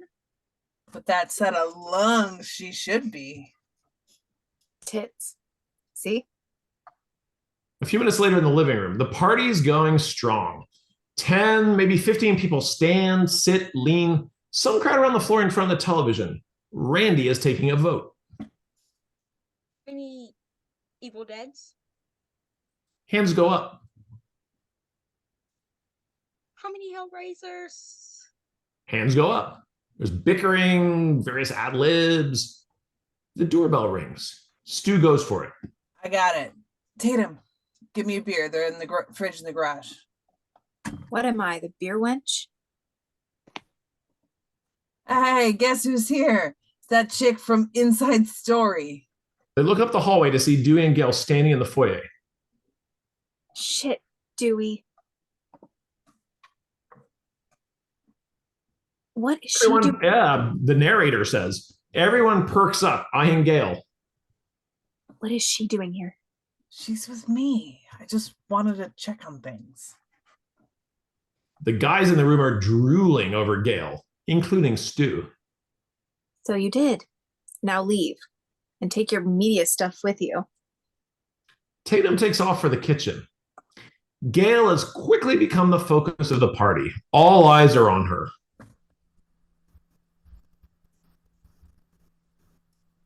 I watch your show religiously. Must be big news to be on Inside Story. Huge. Want to interview us? Could be like two grief-stricken students, and we'll say really nice things about our good friends who were slaughtered senselessly. I can cry on cue. Gail eyes the bookshelf above the television. Maybe later. Suddenly, Gail starts to cough. Can I trouble you for some water? How about a beer? Randy, get the lady a beer.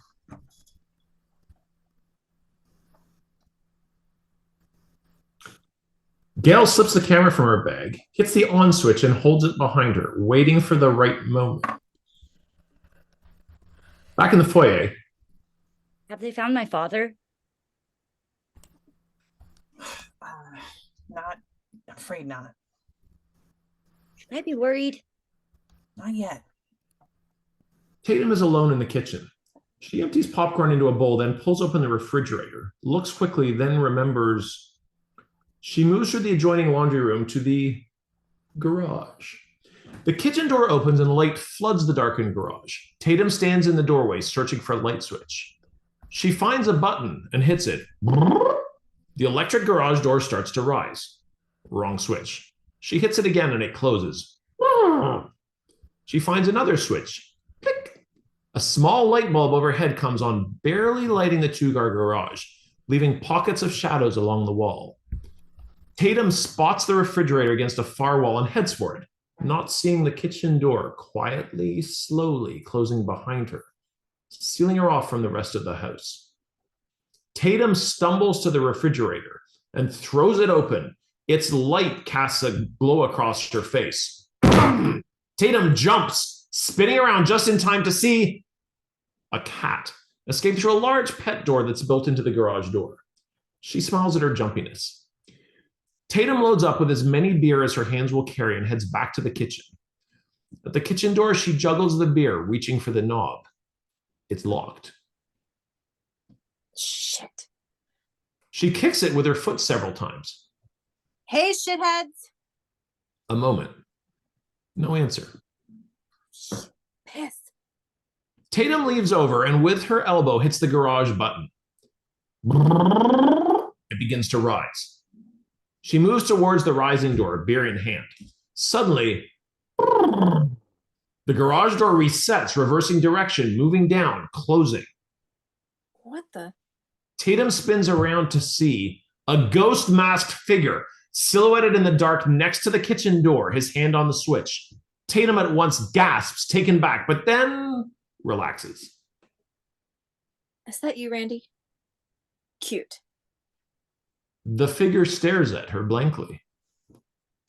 What movie is this from? I Spit on Your Garage?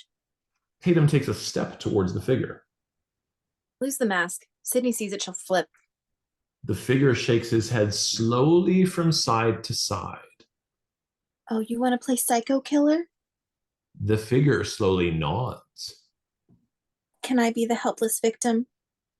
The figure slowly nods again. Okay, let's see. No, please don't kill me, Mr. Ghostface. I want to be in the sequel. Tatum takes a step to move around the figure, but he steps too, blocking her. Cut it, Casper. That's a wrap. Tatum moves again, sidestepping the figure, but he's faster and cuts her off. Tatum juggles the beer against her chest with one hand and with the other pushes the figure hard, knocking him aside. Randy, will you stop? But the figure intercepts, lunging forward, grabbing her wrist hard. Tatum stumbles. Beer cans hit the floor, spewing. You little shit. Tatum yanks hard, releasing his hold when a flash of silver catches her eye. She looks down, glimpsing a long, sharp blade as it darts forward, cutting into her forearm. Tatum pulls back horrified as the moment turns deadly serious. The figure advances on her, knife out, ready. She staggers backwards, holding her bloody arm, backing into the refrigerator, screaming. Who are you? The figure lashes out with the knife. Tatum dodges it, leaping back against the fridge. The figure advances. Instinctively, she rips the top freezer door open, bashing the figure in the face, sending him backwards, reeling. Tatum bolts to the closed garage door. In a panic, she beats and pulls on it, trying to make it lift. She eyes the figure. He's recovering. She goes for the pet door, dropping to the floor, diving for it. She wedges her upper body through, her head, shoulders, torso, just as the figure pounces, grabbing hold of her feet. Tatum goes crazy, screaming, kicking, trying to get through. Tatum's half in, half out the pet door now. She beats and jerks wildly, unable to see the figure on the other side. A true fighter, Tatum kicks hard, making direct contact with the figure, knocking him away. She takes the moment to pull herself through further, but she stops, stuck. She pulls and tugs, but can't move. She listens, but hears nothing. Where did he go? An agonizing silence, and then the garage door is activated. It begins to rise upwards, taking Tatum with it. She screams madly. No! Tatum's arms and legs fly about violently as she tries to free herself from the door, but it moves too fast, carrying her up. She looks above to see where the door rolls back into the garage rafters, just as her neck hits the first beam, snapping instantly.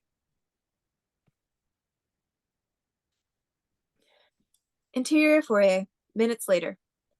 It's getting late, and some kids leave through the front door, muttering, parents and curfew, etc. The door hangs open wide. Sid moves to close in when Billy appears in a classic fake scare. Billy, Jesus, you scared me. Stu appears. Dude, what are you doing here? I was hoping Sid and I could talk. If Tatum sees you, she'll draw blood. You guys can go up to my parents' room to talk and whatever.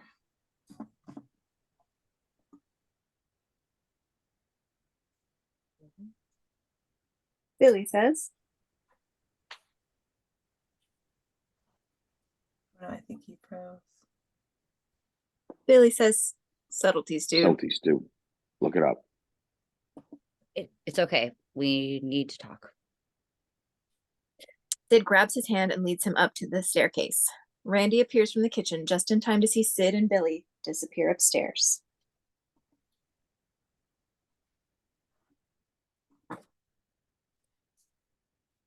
Randy says, What's Leatherface doing here? He came to make up. There goes my chance with Sid.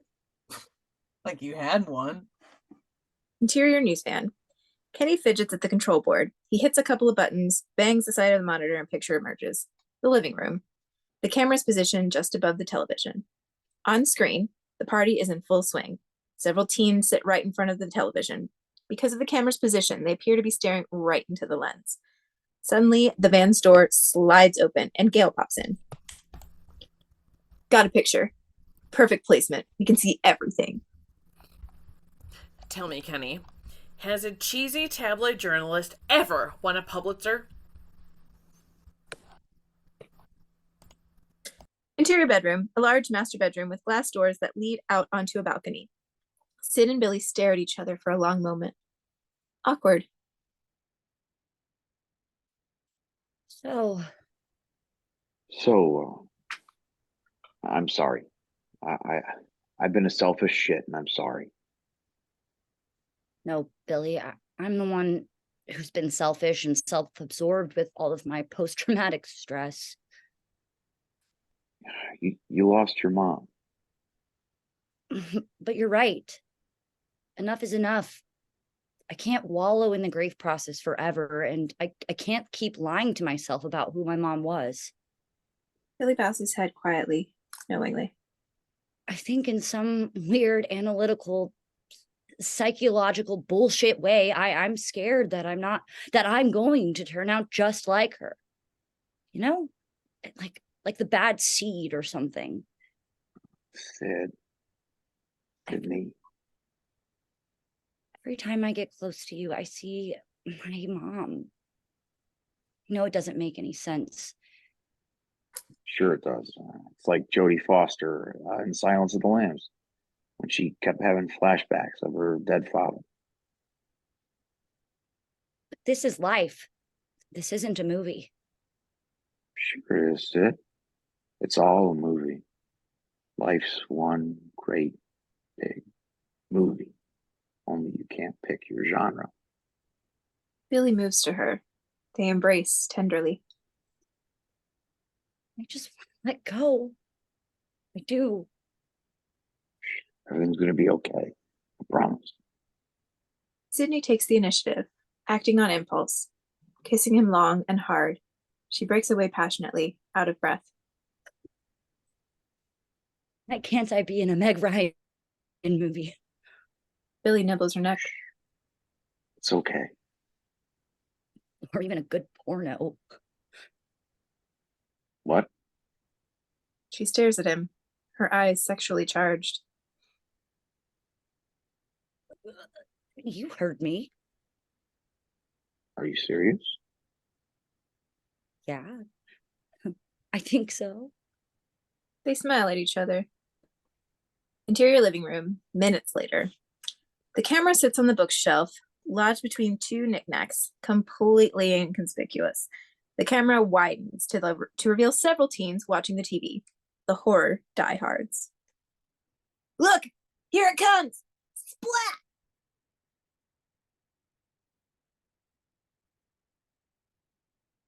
Teen 2 says. The blood's not the right color. Why do they do that? It's too red. Here comes another. Predictable. Knew he was going to bite it. How can you watch this shit over and over?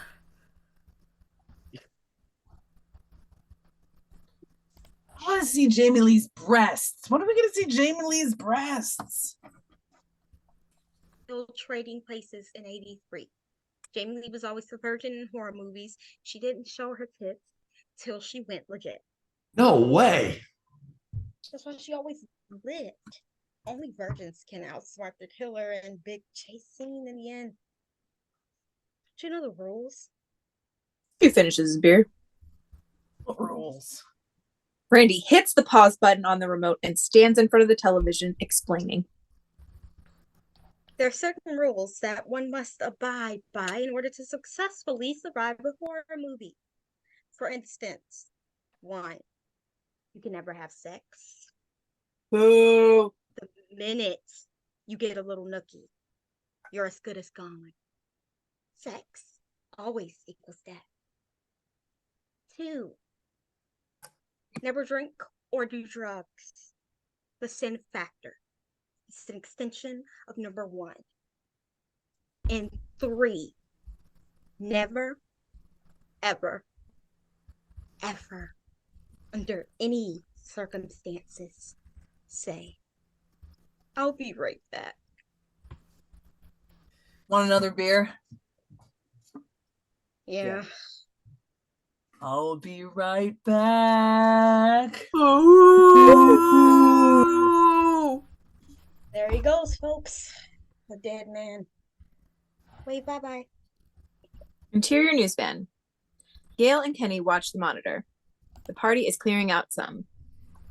A rap at the van door. Gail pulls it open to see Deputy Riley standing. His face all smiles.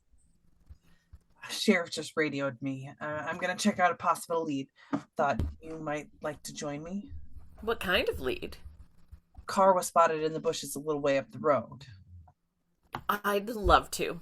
If you're sure it's all right. Ma'am, I'm the deputy of this town. Can I bring Kenny? No! I mean, I should probably just take you.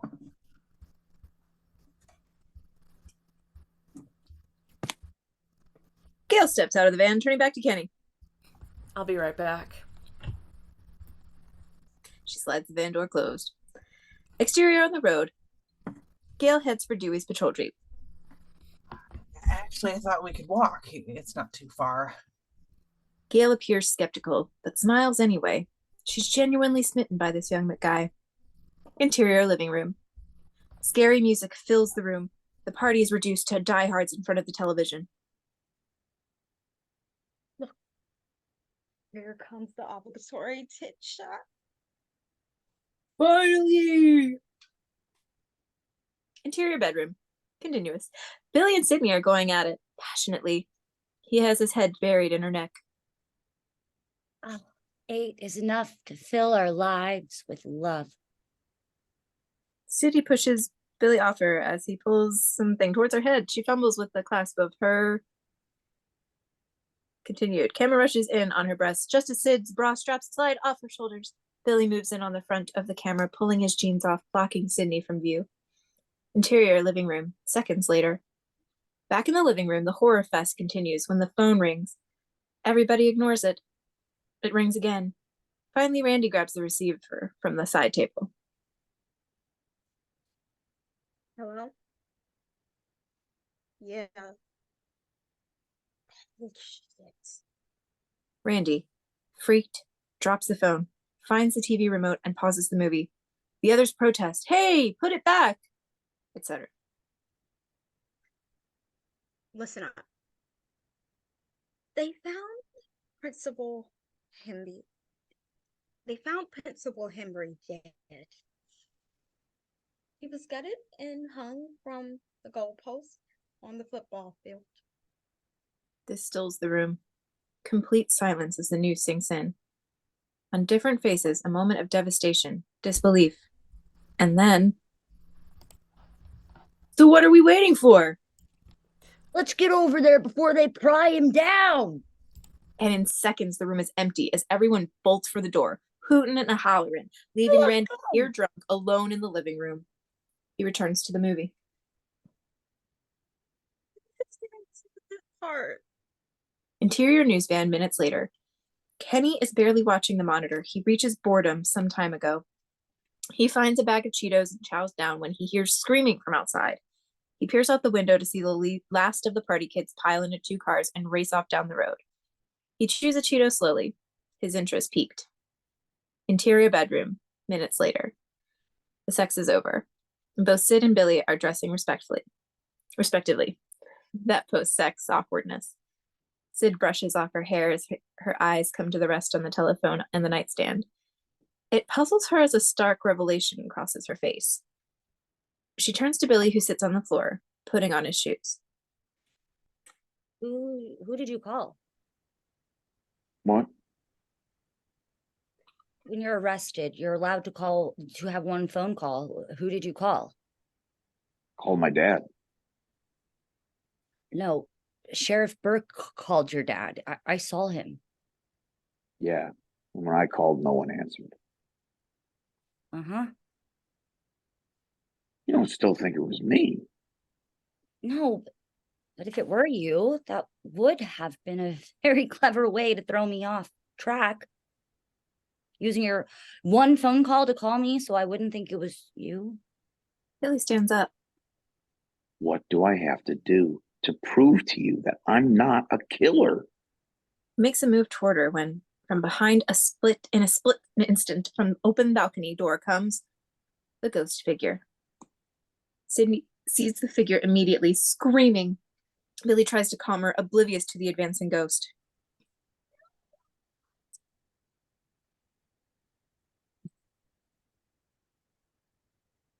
Billy barely turns as long as the long steely blade rises high in the air. It strikes down with force, hitting his chest as blood sprays the air.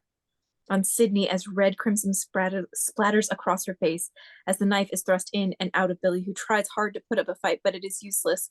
He never had a chance. His body falls to the floor, lifeless. Angle on Ghost, as he watches Billy's body come to a still before quietly, calmly, turning his attention to Sydney, who stands numb, scared to death, and only when the ghost takes a step forward does Sydney break. She takes off like a rocket, leaping over the bed and out the door. Interior hallway continues.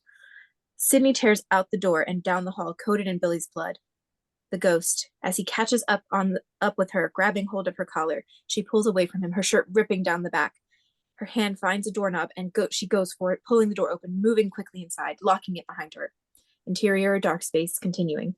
Total darkness. Sydney's hands scour the wall for a light switch. The doorknob turns, the lock holds, as if the door is nearly shaken from its hinges, and then nothing. All goes silent. Only Sydney's rapid breathing fills the space around her. Sydney, trembling, shaking, reaches above her, feeling until she finds a string. She pulls it as a light bulb switches on overhead.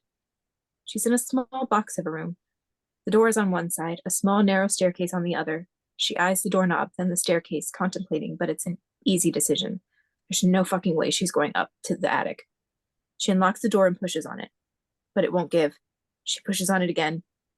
It's locked from the other side. Shit. She turns to the staircase.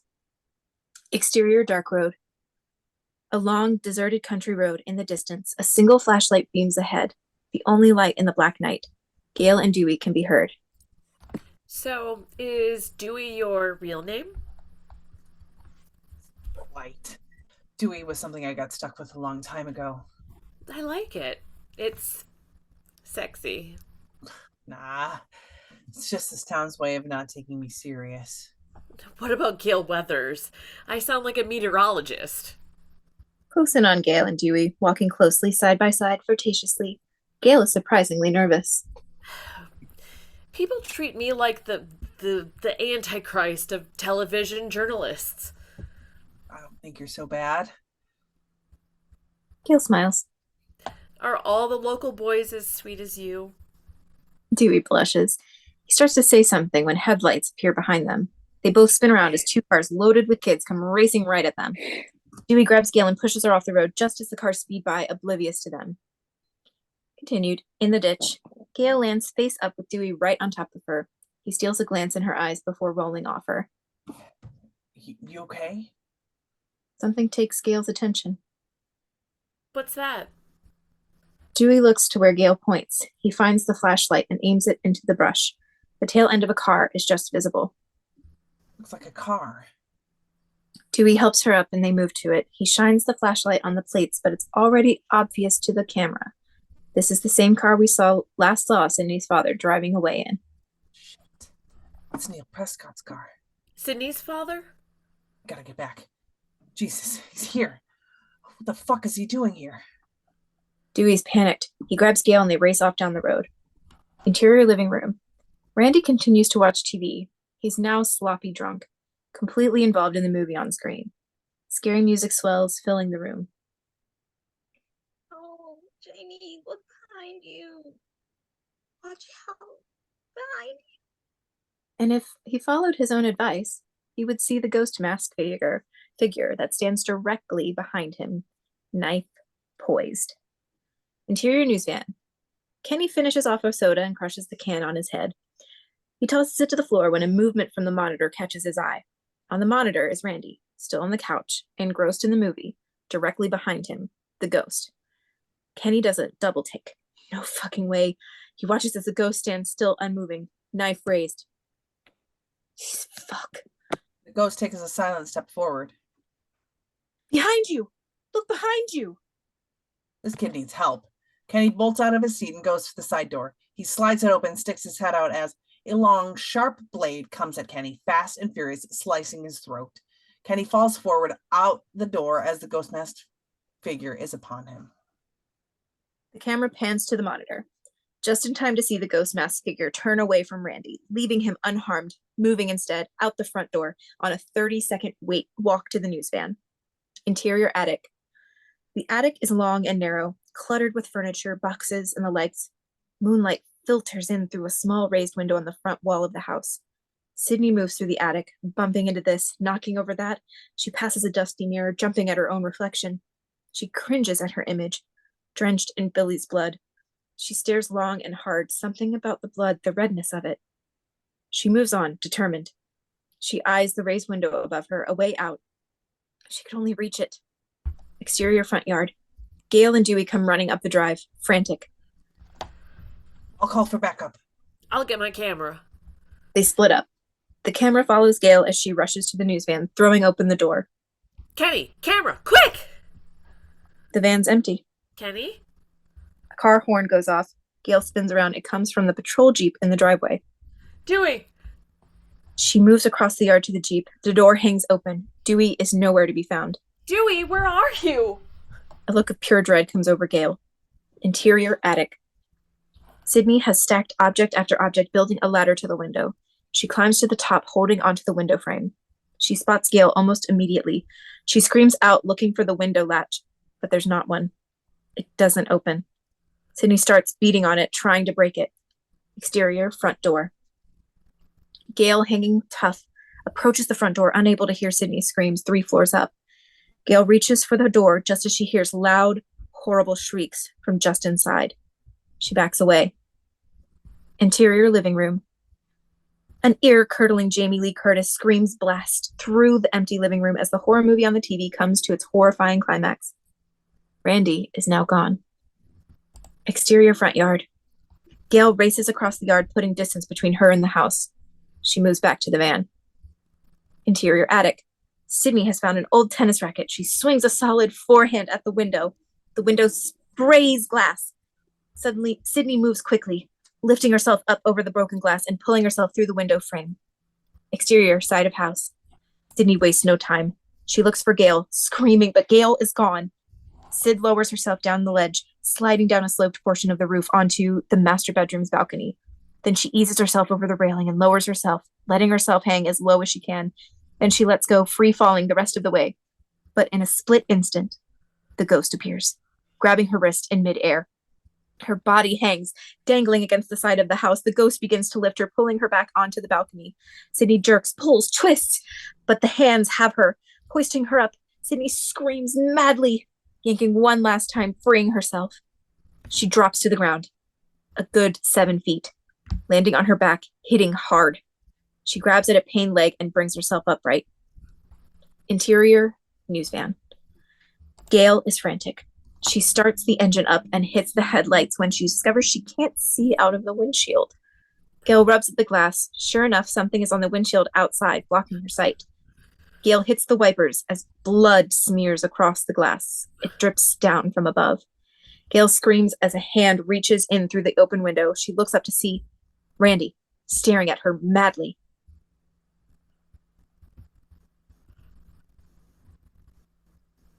Randy says, What's going on? a sheer moment of fear as Gail hits the gas, plummeting the car forward into a ditch. She hits the brakes. Randy is thrown forward away from the van. Gail reverses, backs up, hits the brakes again, just as Kenny's face comes sliding down the outside of the windshield, eyes wide, face distorted, blood everywhere. Gail hits the gas and yanks the wheel, sending Kenny's corpse flying off the top of the van. Gail spins the van around onto the road, hits the gas madly, gaining speed just as Sydney appears in the middle of the road, drenched in blood, very much resembling a young Sissy Spacek. Gail swerves to miss her, but she turns too sharp and the van veers off the road at top speed, flipping over on its side, sliding off into the thick foliage. Exterior road. Sydney races to where the van lay on its side. Sydney peers through the windshield. Gail's body lay limp and bloody. Sydney cries out, turning, limping to the driveway. She sees the patrol jeep with its open door. She goes for it. Sydney hops in, reaches for the ignition.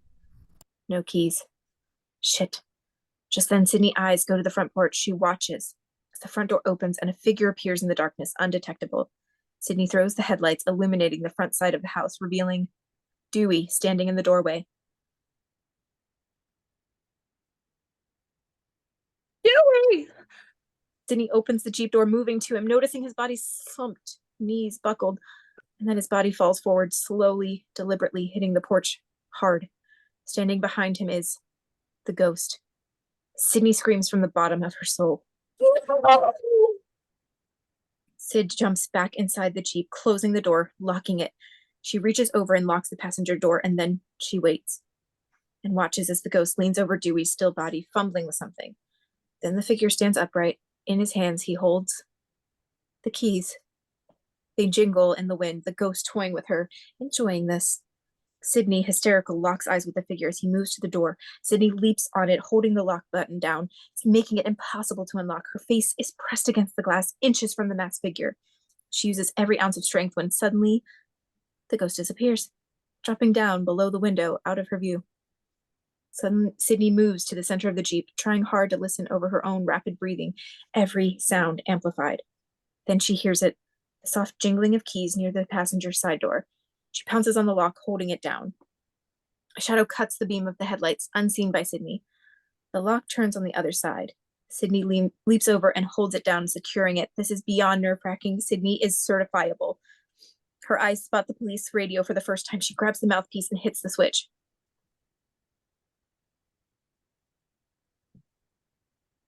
Please help! Please, yes, I'm at Stu Maker's house on Turner Lane. Please, he's gonna kill me.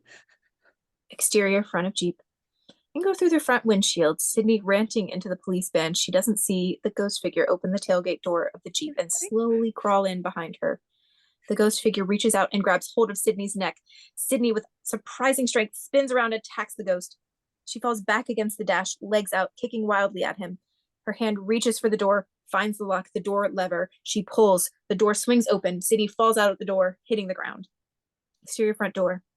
Sydney's on her stomach, squirms away from the jeep. She brings herself up to her hands and knees, looking behind her to see nothing.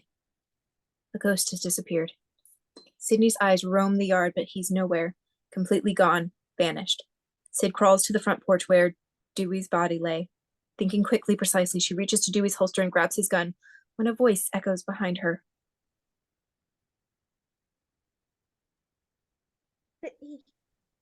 She turns to see Randy racing to her, limping. He appears stone cold sober. Jesus, Sid. Get out of here. Sydney throws the gun forward.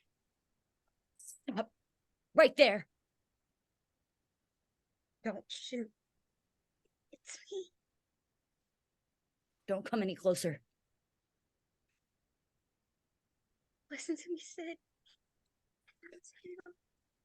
She's dead. She's been killed. I think Stu did it. He takes a step forward when another voice speaks up. Don't believe him, Sid. Sydney spins around to see Stu moving up the walk. He's lying. He killed Tatum and Billy. Stu moves closer to Sydney. Stay away. She aims the gun in his direction. His movie nut mind has snapped, Sid. He's gone psycho. Listen to him. It's him. He's the one. Sydney has lost it. She doesn't know who to trust. She aims the gun at Stu, then Randy, then Stu. Come on, Sid, give me the gun. No, Sid. They both move toward her. There's no time. She must act now, finally. Fuck you both. And with that, Sydney steps back into the house and slams the front door shut. Interior living room. Sydney locks and bolts the door. From the other side, she can hear Randy screaming. No, Sid, open up, please. He's gone crazy. His fists pound against the door. Sydney stumbling in the darkness, rushing to the phone in the living room. Just as she reaches for it, it rings. It scares the life out of her. She screams, yanking it up.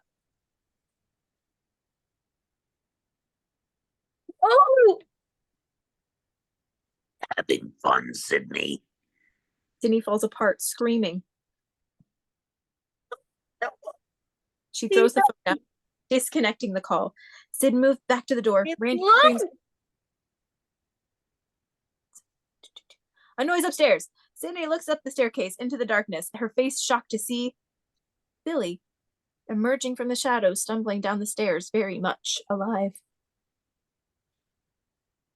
But Billy. He's blood-soaked and dazed. Sydney meets him at the landing, grabbing him, holding him. Thought you were. It's all right. I'm all right. Gotta get help. Billy goes for the door. He's out there. Randy continues, pounding the door, screaming at the top of his lungs.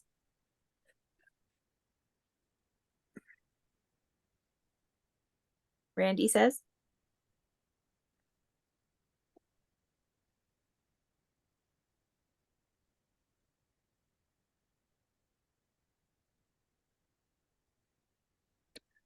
Please, you gotta let me in. He's gonna kill me. Billy goes for the door. Sydney blocks him. No, don't believe him. It's okay. Give me the gun. Sydney hands him the gun. Billy turns and unlocks the door, opening it. Randy rushes in, grabbing Billy, pleading.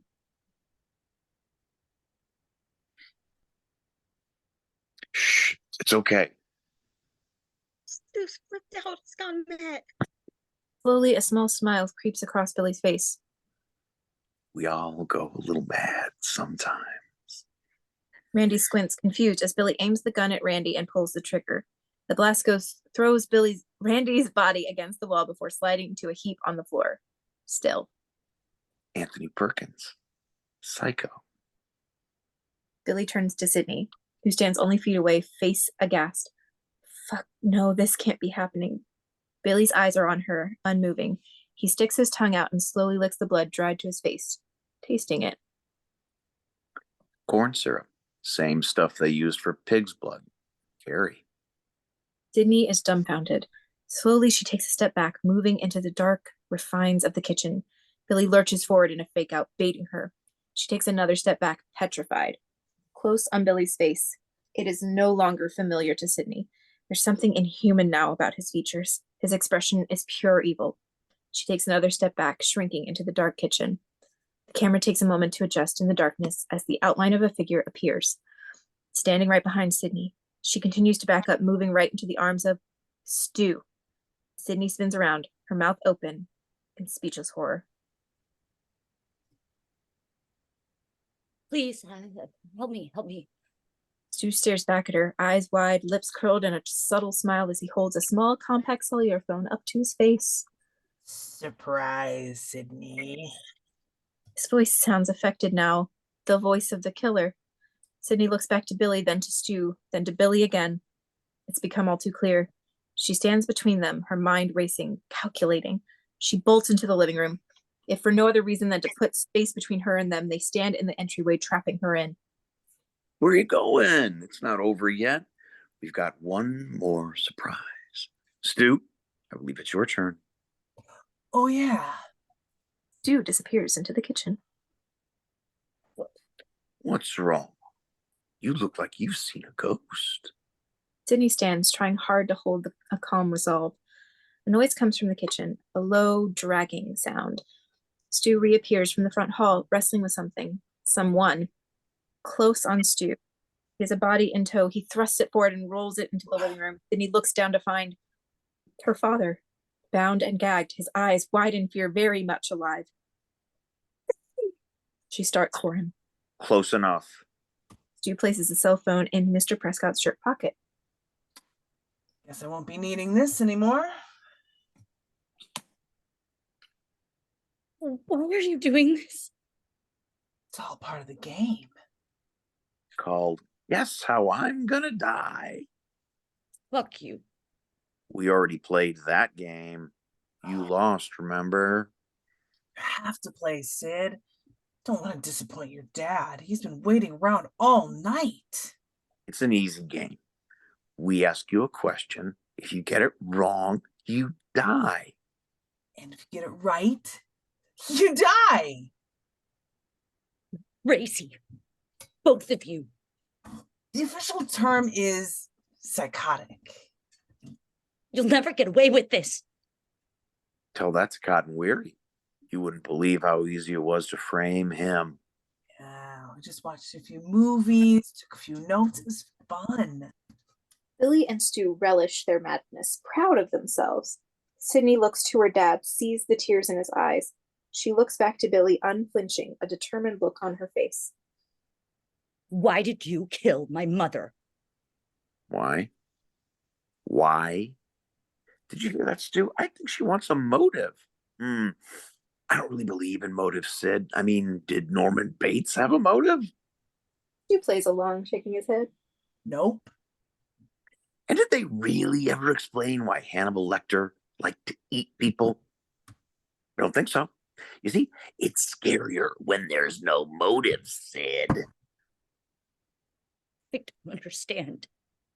We did your mom a favor, Sid. The woman was a slutbag whore who flashed her shit all over town like she was Sharon Stone or something. So we put her out of her misery. I mean, let's face it, your mom was no Sharon Stone. Stu cracks up over this while Billy turns very serious. Is that motive enough for you? Or how about this? Did you know your slut mother was sleeping with my dad, and she's the reason my mom moved out and deserted me? Sudden silence.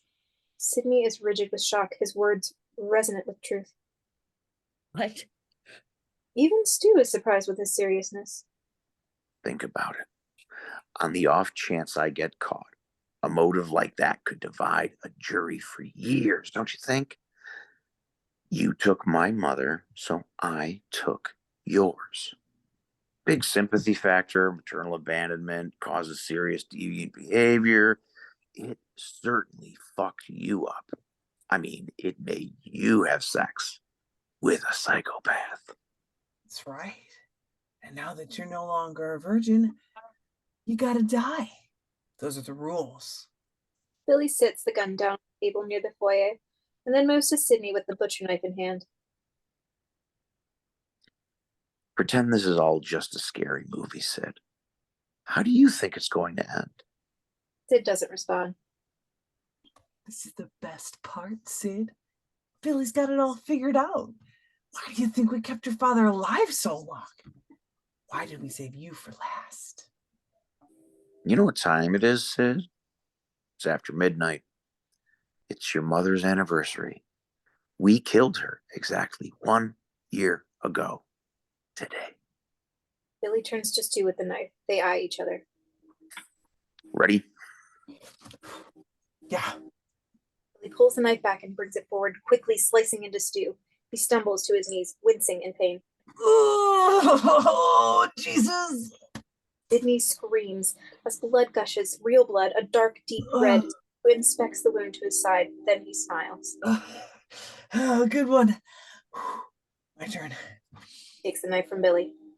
Don't forget, stay to the side and don't go too deep. Stu stabs at Billy's belly, puncturing him. Billy doubles over. Oh, Jesus, fuck, that hurt. Got the ending figured out yet? Time's running out. Come on, Sid, think about it. Father's the chief suspect. We cloned his cellular. The evidence is there. Billy takes the knife and slashes at Stu's arm. Two quick cuts. He doubles over. What if your father snapped? Your mom's anniversary set him off and he went on a murder spree, killing everyone. Except for me and Billy. We were left for dead. And then he kills you and then shoots himself in the head. It's a perfect ending. Oh, everyone dies but us. And we get to carry on and plan the sequel. But let's face it, these days, gotta have a sequel. He takes the knife and cuts at Billy. Ugh. Sick You've seen one too many movies. Billy looks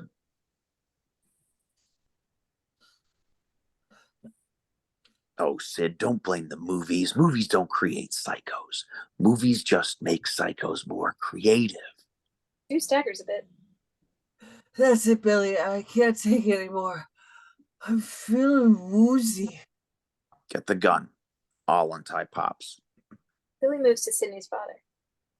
Where'd you put it? Stu's searching the foyer for the gun. It's on the table. No, it's not. Billy hobbles over. The gun is gone. Where the fuck is it?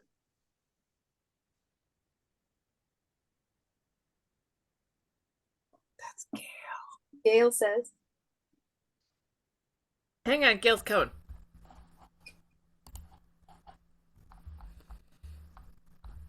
Give me the page. 115. Thank you.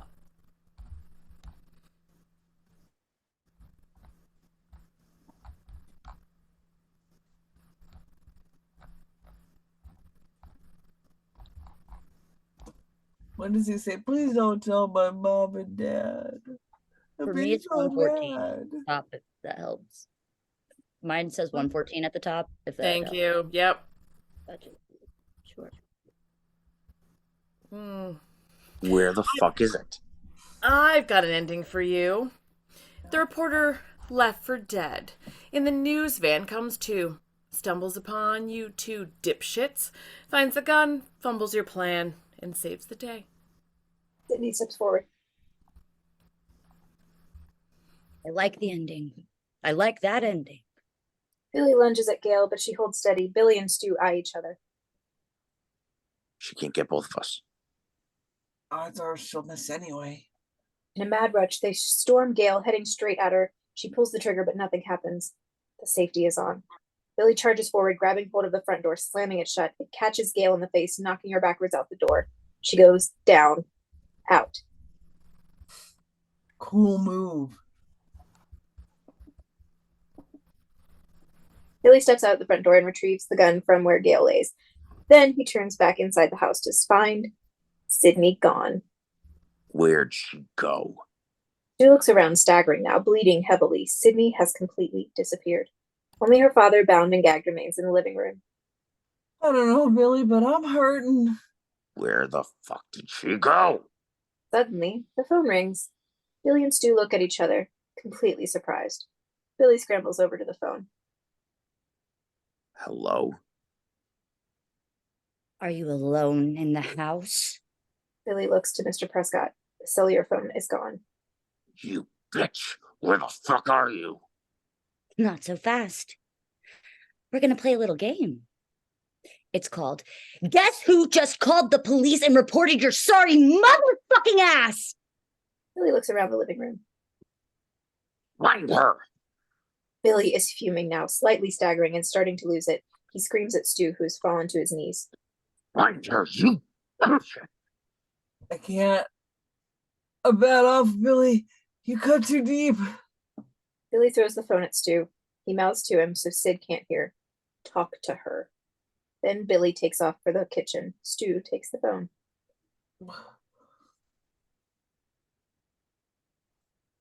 Sydney says, I do. Okay, here we go. Sorry. So, Stu, what is your motive? Billy's got one. The police are on their way. What are you going to tell them? Peer pressure. Way too sensitive. Billy flies back in the room, grabbing the phone from Stu. He's completely nuts now, staggering, bleeding, totally insane. I'm gonna rip you up, bitch, just like your mother. Gotta find me first. Just like your gotta find me first, you pansy-ass mama's boy. Billy starts ripping the room up, overturning furniture in a mad fit of rage, when he notices the hall closet. Touché. He smiles deliriously, heading for it, ripping it open as a ghost mask figure strikes from within with an umbrella, the sharp edge hitting him in the chest as it fans out. Billy stumbles back, stunned, as the ghost comes at him again. The umbrella lodges in his chest and he goes down. Sydney rips the ghost mask off her head. She looks at Billy, disgusted, throwing the mask on Billy's now still body. A movement behind her sends her reeling around to find Randy, slowly sitting up, his body drenched in blood. He's alive, barely. He looks to Sydney through pain.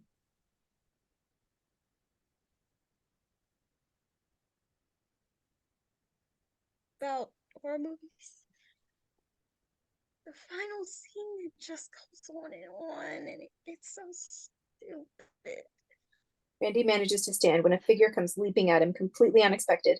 It's Stu, barreling into him. They fall back into the living room. Sydney grabs the gun next to Billy and turns to the living room to find Randy and Stu rolling across the floor in a deadlock, fighting, both seriously injured. Sid tries to find aim when a hand grabs hold of Sydney's ankle, toppling her to the floor. Once again, she finds Billy on top of her. In the living room, Randy and Stu pound at each other, beating and clawing on Sydney as she fights viciously, attacking with everything she's got. Randy's desperately trying to pry away from Stu. He grabs hold of the television set and tries to pull himself off the floor, out of Stu's clutch. His hands find the top of the TV, the VCR. He yanks it on it, gripping it with his hands, bringing it around with force, crashing the VCR into Stu's head. Stu drops. On Sydney, as she digs her hand into Billy's open chest wound, he cries out bloody murder. Her other hand brings the to his face, but he had blunts it out the front door. Suddenly, a flash of silver appears above Sydney. Billy has grasped the butcher knife. He rises it up high above Sydney, ready to strike, when a bullet rips through the foyer, striking Billy, knocking him back into the living room. Sydney looks up to see Gail Weathers, holding the gun in a death grip as smoke rises above the gun's chamber. Sydney sits up as Gail moves to her, helping her. Their eyes meet, a life truce. Interior living room. Billy and Stu lay face up, head to head. Sid and Gail move over them, staring down. Randy joins them. Sid,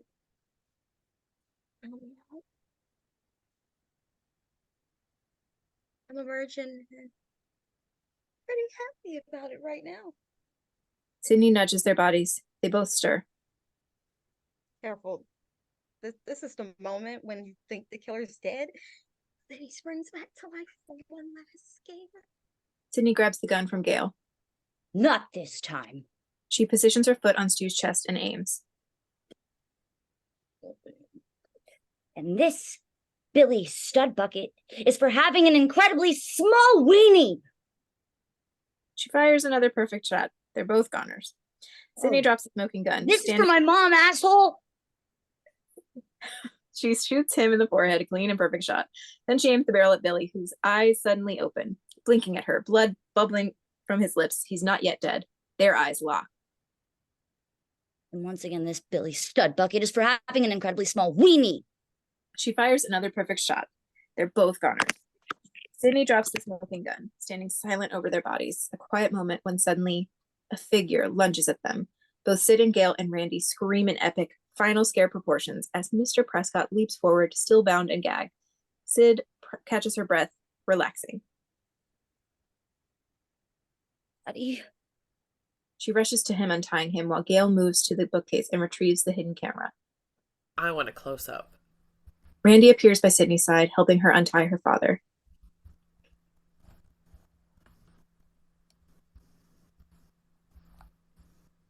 But you think you'd want to maybe go out with me sometime, like on a date? Sydney looks at him, dumbfounded. Maybe catch a movie? A long moment as Sydney's face goes from disbelief to resignation to the slight trace of a smile. Only if it's a nice Meg Ryan movie. Got it. He smiles at her, watching as Sydney grabs hold of her father, holding him tight as Gail Weathers, with camera in hand, gets one hell of an ending to this scary movie. The end.